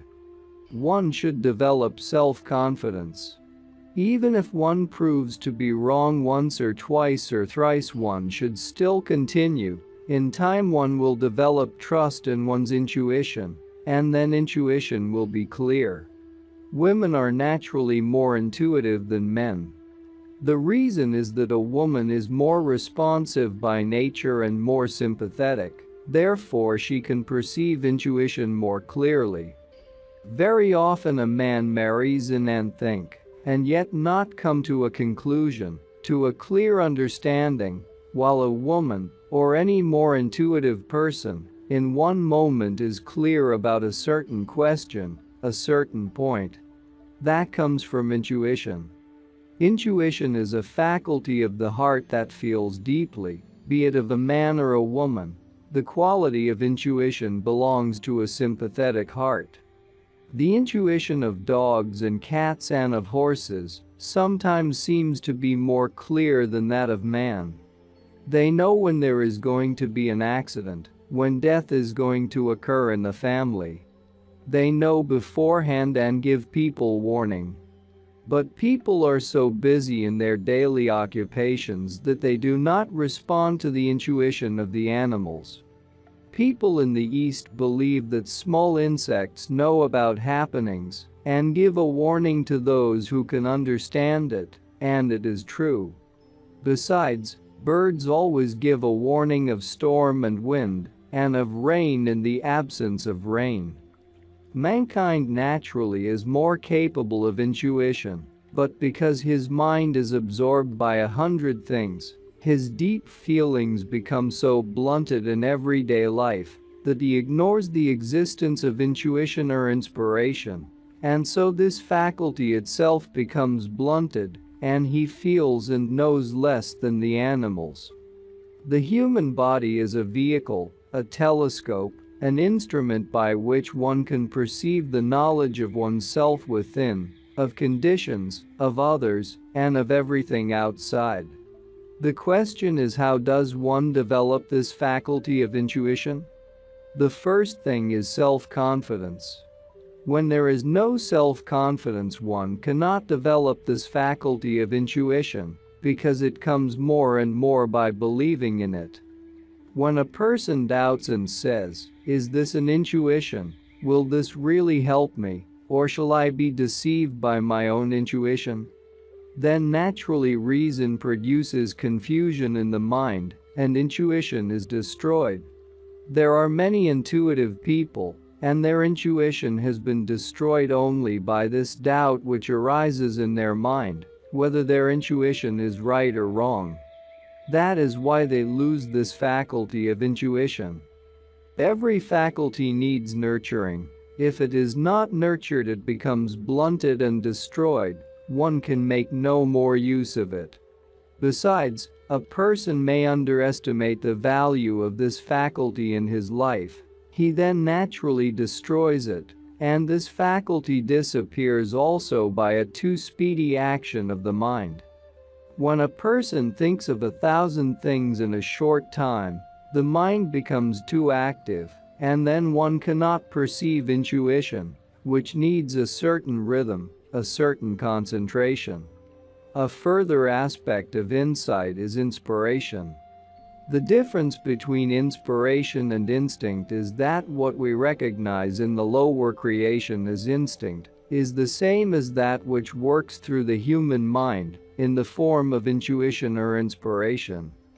One may say from a biological point of view that the lower creatures are born with a certain instinct, such as the inclination to fly, to defend themselves with their horns, or to bite with their teeth. All the faculties they show are born with them. They are not only the heritage brought from their ancestors, they do not belong to their family only, they are a property of the spirit.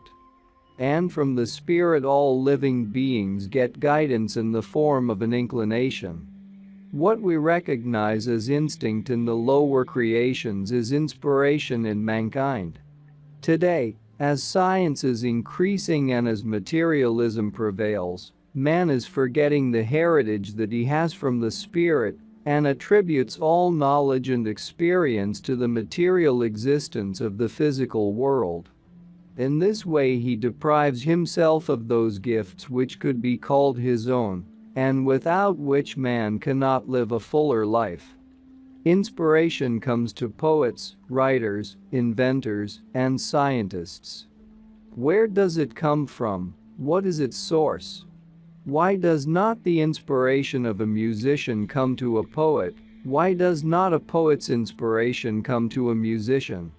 Why should it reach the person to whom it belongs? The reason is that there is a mind behind all minds. There is a heart, which is the source of all hearts, and that there is a spirit, which collects and accumulates all the knowledge that every living being has had. No knowledge or discovery that has ever been made is lost.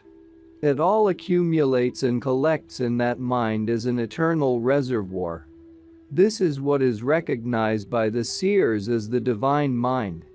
From this mind all vision can be drawn. The mind of the poet is naturally exalted, that is why it becomes enlightened by the divine mind. From the divine mind all that is needed manifests. It may be that a poet works without inspiration for 6 months on a poem, and it gives satisfaction neither to the poet nor to others, who find it mechanical. And there is another one who receives the inspiration in a moment and puts it down. He can never correct what he has written. He can never change it. No one can change it. If it is changed, it is spoiled.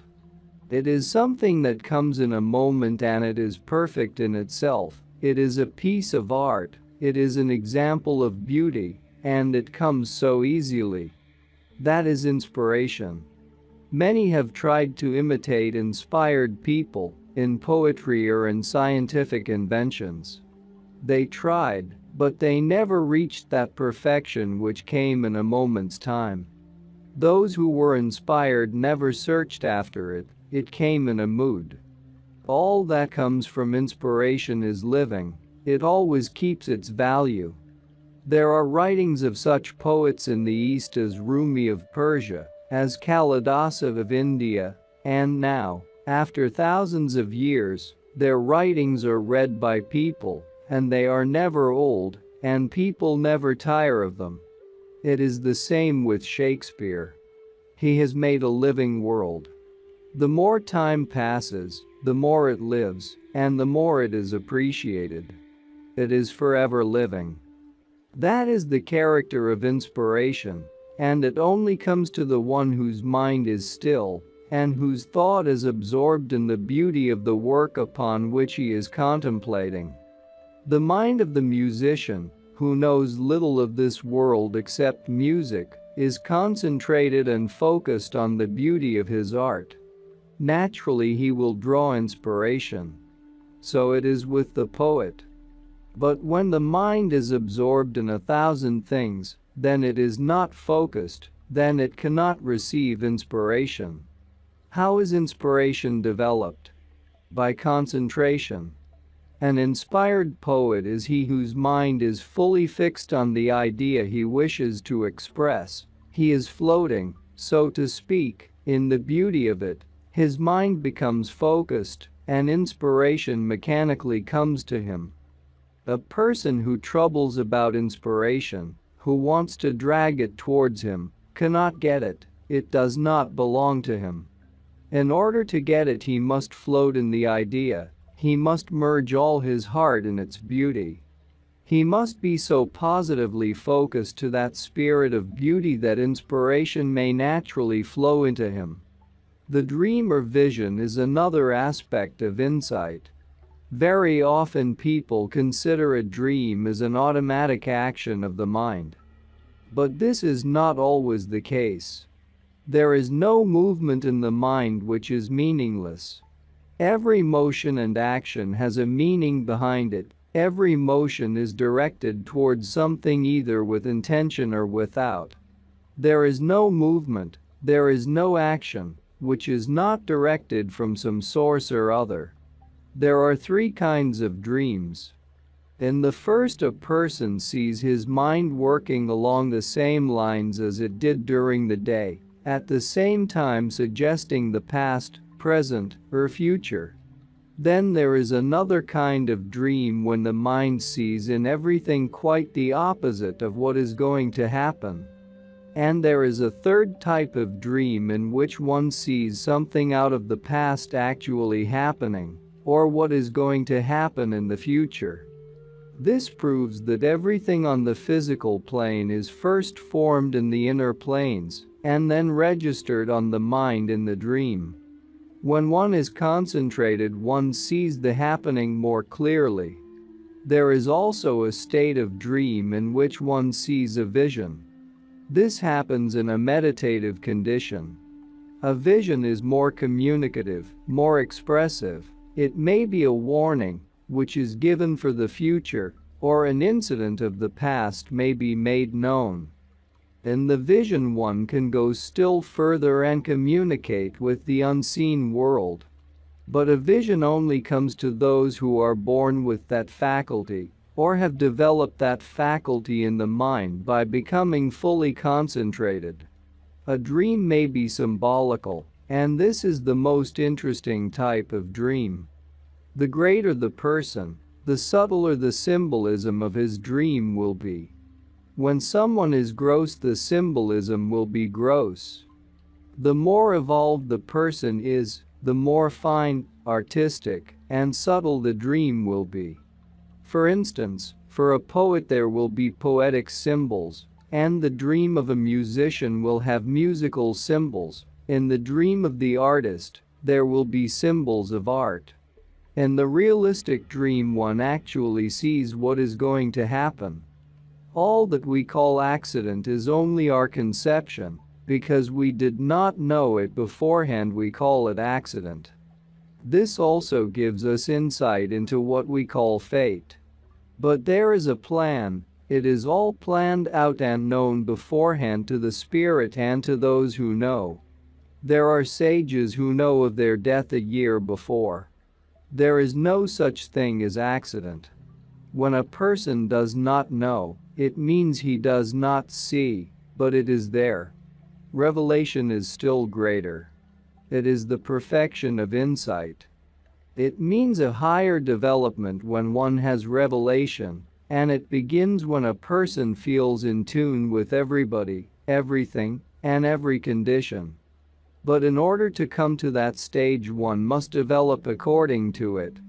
The heart must be tuned to the stage and the pitch where one feels at one ment with persons, objects, and conditions. For instance, when one cannot bear the climate, it only means that one is not in harmony with the climate. When one cannot get on with persons, that one is not in harmony with them. When one cannot get on with certain affairs, that one is not in harmony with those affairs. If conditions seem hard, it shows that one is not in harmony with the conditions. Revelation came to the saints and saviors of humanity. It is not just a tale when we hear that the saints spoke with trees and plants in the wilderness, that a voice from the sea rose and the saints heard it, that masters talked with the sun, moon, and stars. For the deeper a person dives into life, the more he is convinced that all is living, whether beings or objects, whether art or nature, whatever he sees, whatever he perceives through the senses, whatever he can touch, all that is intelligible to him. It may not be seen and it may not be known by anybody else, but everything is communicating. Once a person begins to communicate with nature, with art, he begins to have the proof of this, for everything begins to speak. As the great poet of Persia, Sati, has said, every leaf of the tree becomes a page of the book, when once the heart is opened and it has learned to read.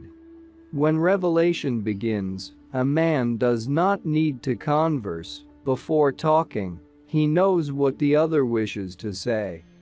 The condition of the person or the persons before him is revealed. It is like reading a letter.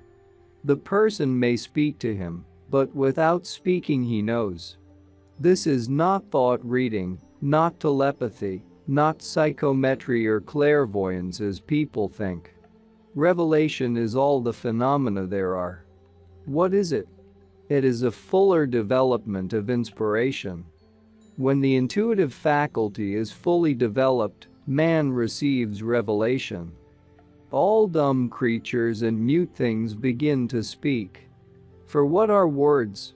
Are they not covers over the idea? No feeling can ever be expressed in words, no idea be put fully into verse. A true glimpse of ideas and feelings can only be perceived in that plane which is feeling itself. Revelation depends upon purity of mind. Very often someone who is worldly wise is not really wise. Intellectuality is one thing, wisdom is another thing. Not all the knowledge learned from books and from experiences in the world and collected in the mind as learning is wisdom. When the light from within is thrown upon this knowledge, then the knowledge from outer life and the light coming from within make a perfect wisdom, and it is that wisdom which guides man on the path of life. Those who received revelation have given us sacred books such as the Bible, the Quran, the Bhagavad Gita. Hundreds and thousands of years have passed, and their sacred teachings have remained alive even now. But at the same time we must know that what they have given in the form of preaching, in the form of teachings, is the interpretation of the living wisdom which cannot be fully expressed in words. One can only know that living knowledge when one has experienced it oneself by the opening of the heart. It is then that the purpose of life is fulfilled. The expansion of consciousness. The consciousness is the intelligence is the soul is the spirit, and the spirit is God. Therefore consciousness is the divine element, consciousness is the God part in us. And it is through consciousness that we become small or great, and through consciousness we either rise or fall, and through consciousness we become narrow or we expand.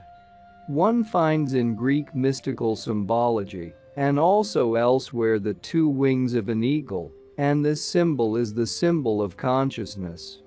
When the wings are open, it means the expansion of consciousness, which can also be called the unfoldment of the soul.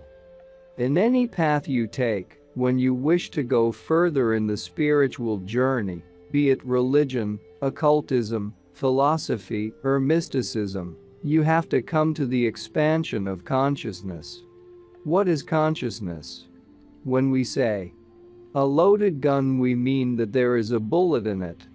Consciousness means the loaded intelligence charged with knowledge, with impressions carrying ideas. When we speak of moving pictures, where are they? On the screen, but we do not see the screen, we see moving pictures. Consciousness is pure intelligence, which is impregnated with some idea, which is conscious of something. And what is intelligence? Intelligence is the soul. There is no other trace of the soul to be found except the intelligence. Very often people, not understanding, say the seat of the soul is in the heart, or in the right or left side of man, but in reality there is something more expressive than any side of man's body, and that is intelligence. There is a story which demonstrates the idea of the universal or general consciousness apart from individual consciousness. There was a magician who imagined that he was fluid, liquid, moving, rising and falling, and turning into the sea.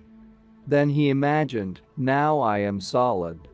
Atoms grouped together, froze and turned into ice. Then he thought, I am not so cold. I can try and be stable, and will not melt, and he turned into stone. Next he said, now I want to change. I do not want to remain stone. And he became a tree. But he said, Still I am not moving, not working, and he twisted and moved and turned into an insect. But the magician thought, how helpless it is to live as an insect. I should like to play and sing, and he turned into a bird.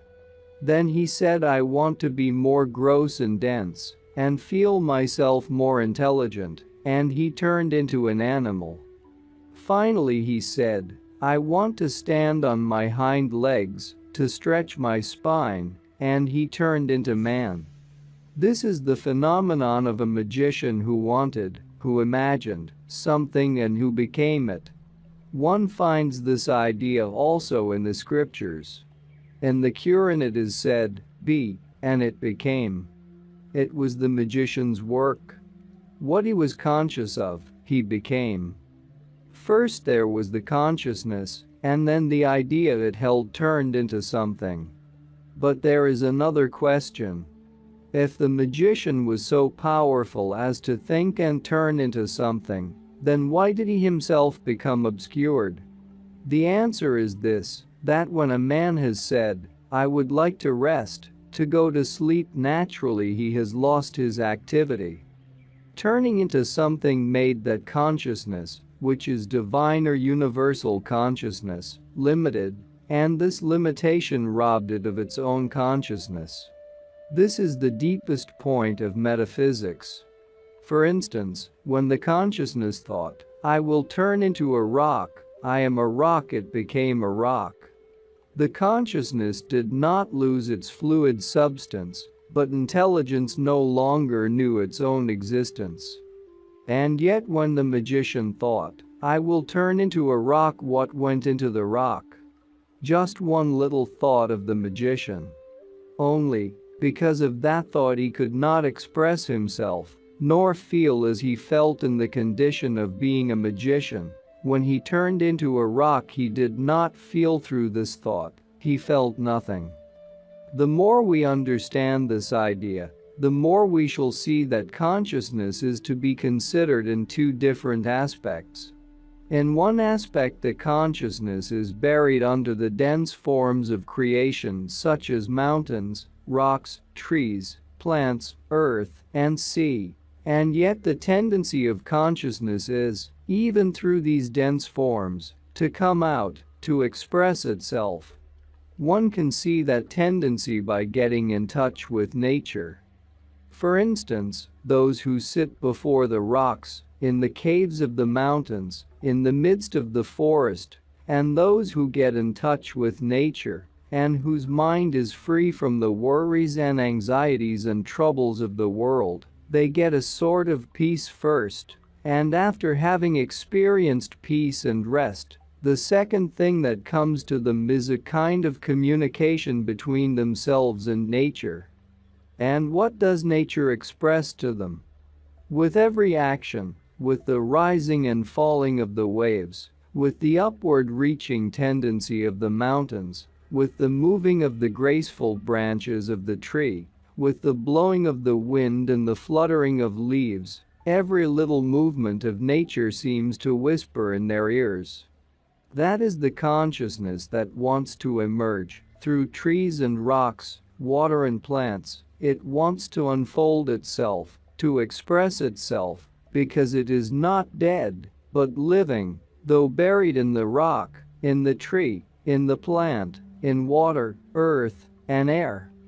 Every living being tries to make itself audible and intelligible. It wants to communicate, trying for years and years to break through this dense imprisonment, to emerge towards its original source, just like the magician who wanted to break through, to come out and see himself. And what did he turn into? Into man. There is a saying of the Sufis that God slept in the rock, God dreamed in the tree, God became self-conscious in the animal, but God sought himself and recognized himself in man. That denotes clearly man's main purpose. That whatever be his occupation, whatever may please him, whatever he may admire, there is only one motive, the one motive which is working towards his unfoldment, and that is to feel, What I have made, how great it is, and how wonderful. How beautiful it is to recognize it, to see it. It is that inclination which is working through every soul. Whether a person wants to become spiritual or not, yet unconsciously every soul is striving towards the unfoldment of the soul. As to human consciousness, naturally when consciousness has turned into something it has limited itself. Although in comparison with trees and plants and rocks and mountains the consciousness of man is fully awakened, yet every human being is not awakened. Most are still in captivity. As Rumi says in the Masnavi, man is captive in an imprisonment, and his every effort, his every desire, is to break through in order to realize inspiration, greatness, beauty, happiness, and peace, independently of all things of this world.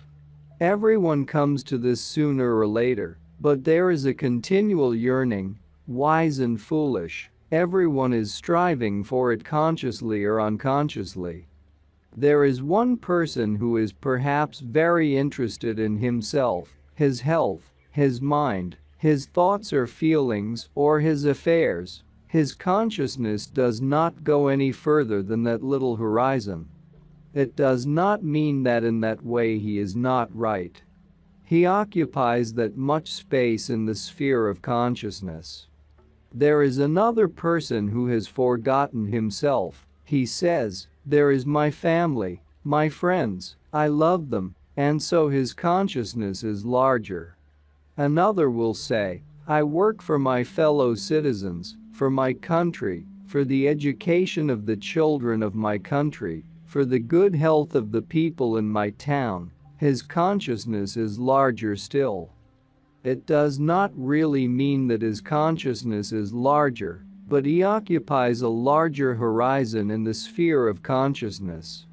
And so do not be surprised if a poet like Nizami says, "If the heart is large enough, it can contain the whole universe."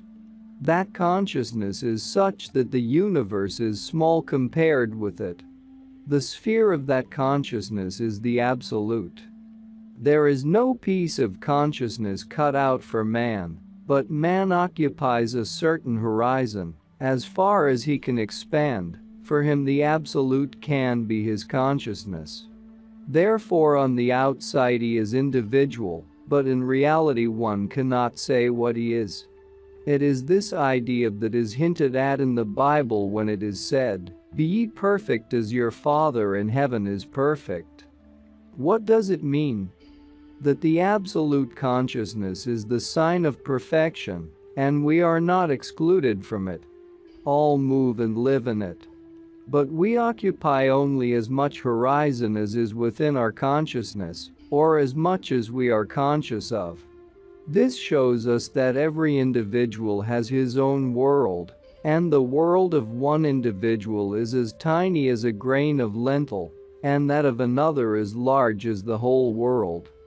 Yet on the outside all human beings are more or less equal in size, one somewhat taller than the other. But in his own world there is no comparison, so different can one person be from another. There can be as many varieties of worlds in human beings as there are of creatures from ant to elephant. There is the question of what has been called in the scriptures heaven and hell. What are they? Heaven and hell are our world, our consciousness, that in which we live day after day and year after year, and which continues in another world. Whatever we have made our world, we are experiencing it today.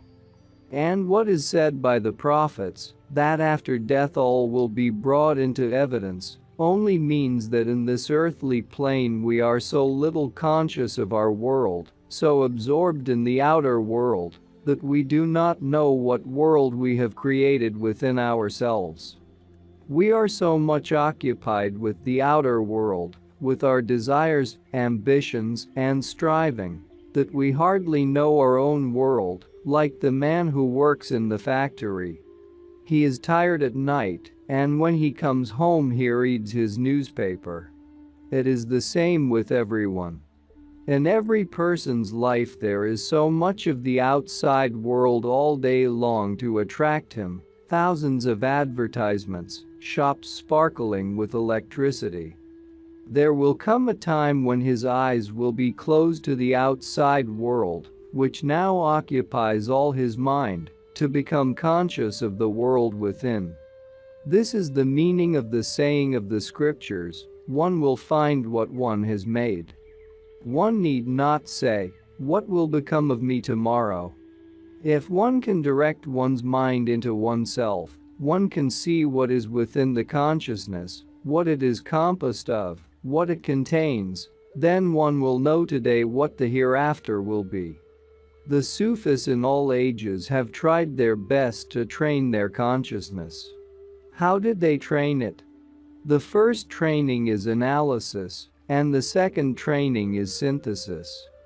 The analytical striving is to analyze and examine one's own consciousness, in other words, one's own conscience. To ask one's conscience, addressing it, "My friend, all my happiness depends on you, and my unhappiness also. If you are pleased, I am happy. Now tell me truly if what I like and what I do not is in accordance with your approval." One should speak to one's conscience as a man going to the priest to make his confession. "Look what I have done. Maybe it is wrong, maybe it is right, but you know it, you have your share of it, its influence on you, and your condition is my condition, your realization is my realization. If you are happy, only then can I be happy. Now I want to make you happy, how can I do it?" At once a voice of guidance will come from the conscience. "You should do this, and not that, say this and not that. In this way you should act, and not in that way."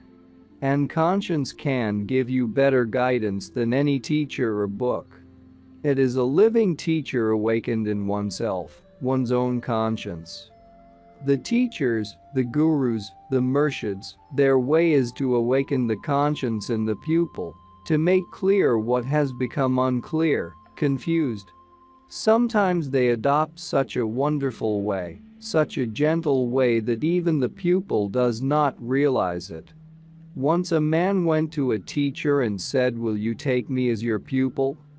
The teacher first looked at him, and then said, "Yes, with great pleasure." But the man said, "Think about it before you tell me yes. There are many bad things in me." The teacher said, "What are these bad things?" The man said, "I like to drink." The teacher said, "That does not matter." But the man said, "I like to gamble." The teacher said, "That does not matter." But he said, "There are many other things, there are numberless things."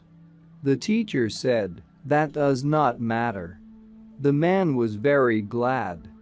But the teacher said, "Now that I have disregarded all the bad things you have said about yourself, you must agree to one condition. Do not do any of these things which you consider wrong in my presence." The pupil said, "That is easy," and went away. As the days and months passed, this pupil, who was very deep and developed and keen, came back beaming, his soul unfolding every moment of the day, and happy to thank the teacher. The teacher said, "Well, how have you been?" "Very well," he said. The teacher said, "Have you done your practices I have given you?" "Yes," he said, "very faithfully." "But what about the habits you had of going to different places?" The teacher asked. "Well," he said, "very often I tried to go to gamble or to drink, but wherever I went I saw you. You did not leave me alone. Whenever I wanted to drink I saw your face before me. I could not do it." That is the gentle way in which teachers handle their disciples. They do not say, "You must not drink, you must not gamble," they never do. The wonderful way of the teacher is to teach without words, to correct a person without saying anything. What the teacher wants to say he says without saying. When it is put into words it is lost. Then there is the most important subject of the expansion of consciousness. There are two directions or dimensions in which to expand. The one is the outward, the other the inner dimension. One dimension is pictured as a horizontal, the other as a perpendicular line. These two dimensions together form a cross, the symbol of the Christian religion.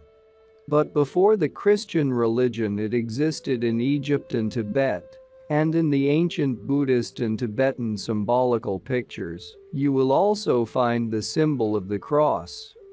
The way of expanding within is to close the eyes and mind from the outer world and, instead of reaching out, to try to reach within.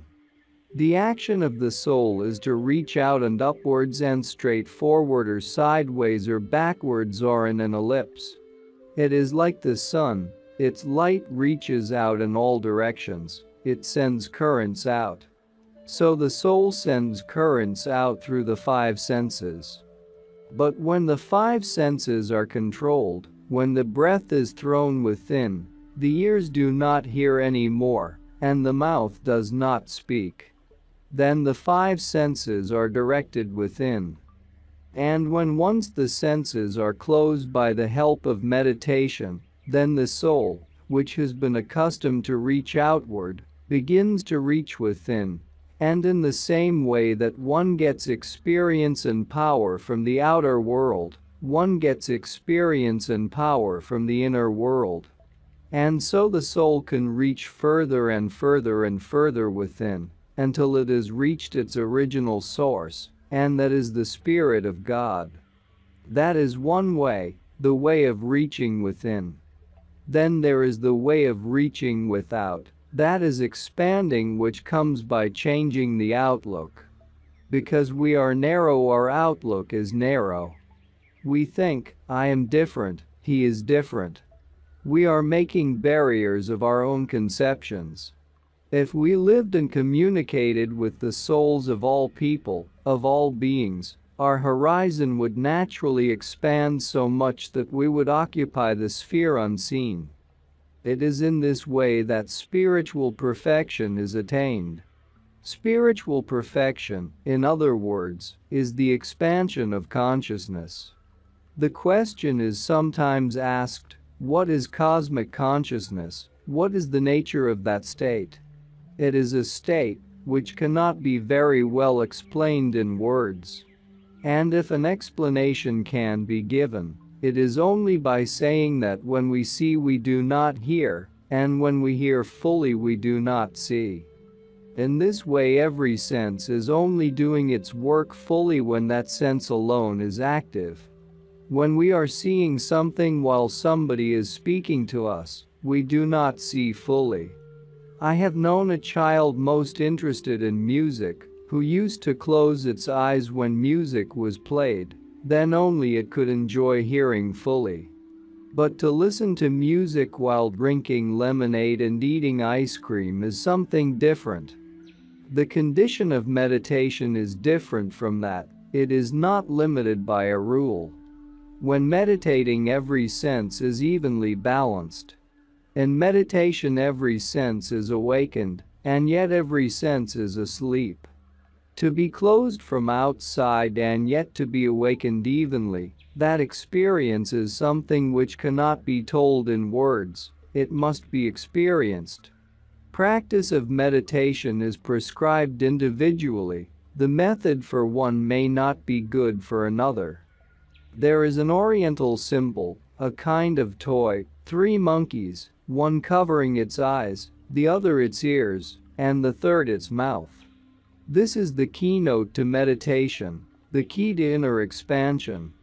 But also in everyday life we can see this symbol ethically, from a moral point of view, and that is hear no evil, see no evil, and speak no evil.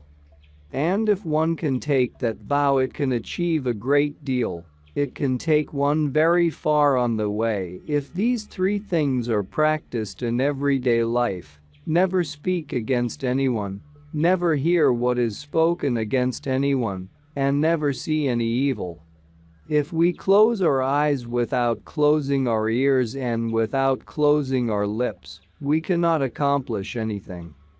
Does the development of the inner consciousness, one may ask, tend to personal isolation, to separation from the world? We are in the world, and therefore, however much we try to run away to spiritual spheres, we are thrown back to earth again. We are bound here as long as we have this earthly body. And so the best thing is to follow the process in another way. To gain inner expansion of consciousness, and no doubt at that time one must go within, one must close oneself to the outer world. But at the same time one should strive to practice the outer expansion of consciousness. In this way there is balance. Those who only evolve spiritually become one-sided, they expand only the inner consciousness and not the outward one. Then they become unbalanced. Maybe spiritually they have extraordinary powers, but they have no balance. For this reason many people think of a spiritual person as somebody who has something wrong with his brain. If that is the understanding of the world, we should be most conscientious in order not to give the world a wrong impression. If we have a profession, if we are in business, in industry, we should do it fully, proving to the world that we can be as practical as everybody else, and also economical, regular in every way, systematic, persevering, and enthusiastic. All these qualities we must show and at the same time evolve spiritually, but it is these qualities which must give the proof of our spirituality. And that's not all, our experts and regular viewers respond to all comments. Also check if you forgot to subscribe and set your bell to receive notifications about new audiobooks and other useful self-development materials that we release regularly. Join in the discussions, don't forget to give likes and, if possible and inspired, support the development of the channel financially. All useful links will be in the description and the first attached comment. Goodness, love and wisdom to all. And now move on to watch the next part of the video at the links below, or choose something from the playlists of the channel and those you see on the screen.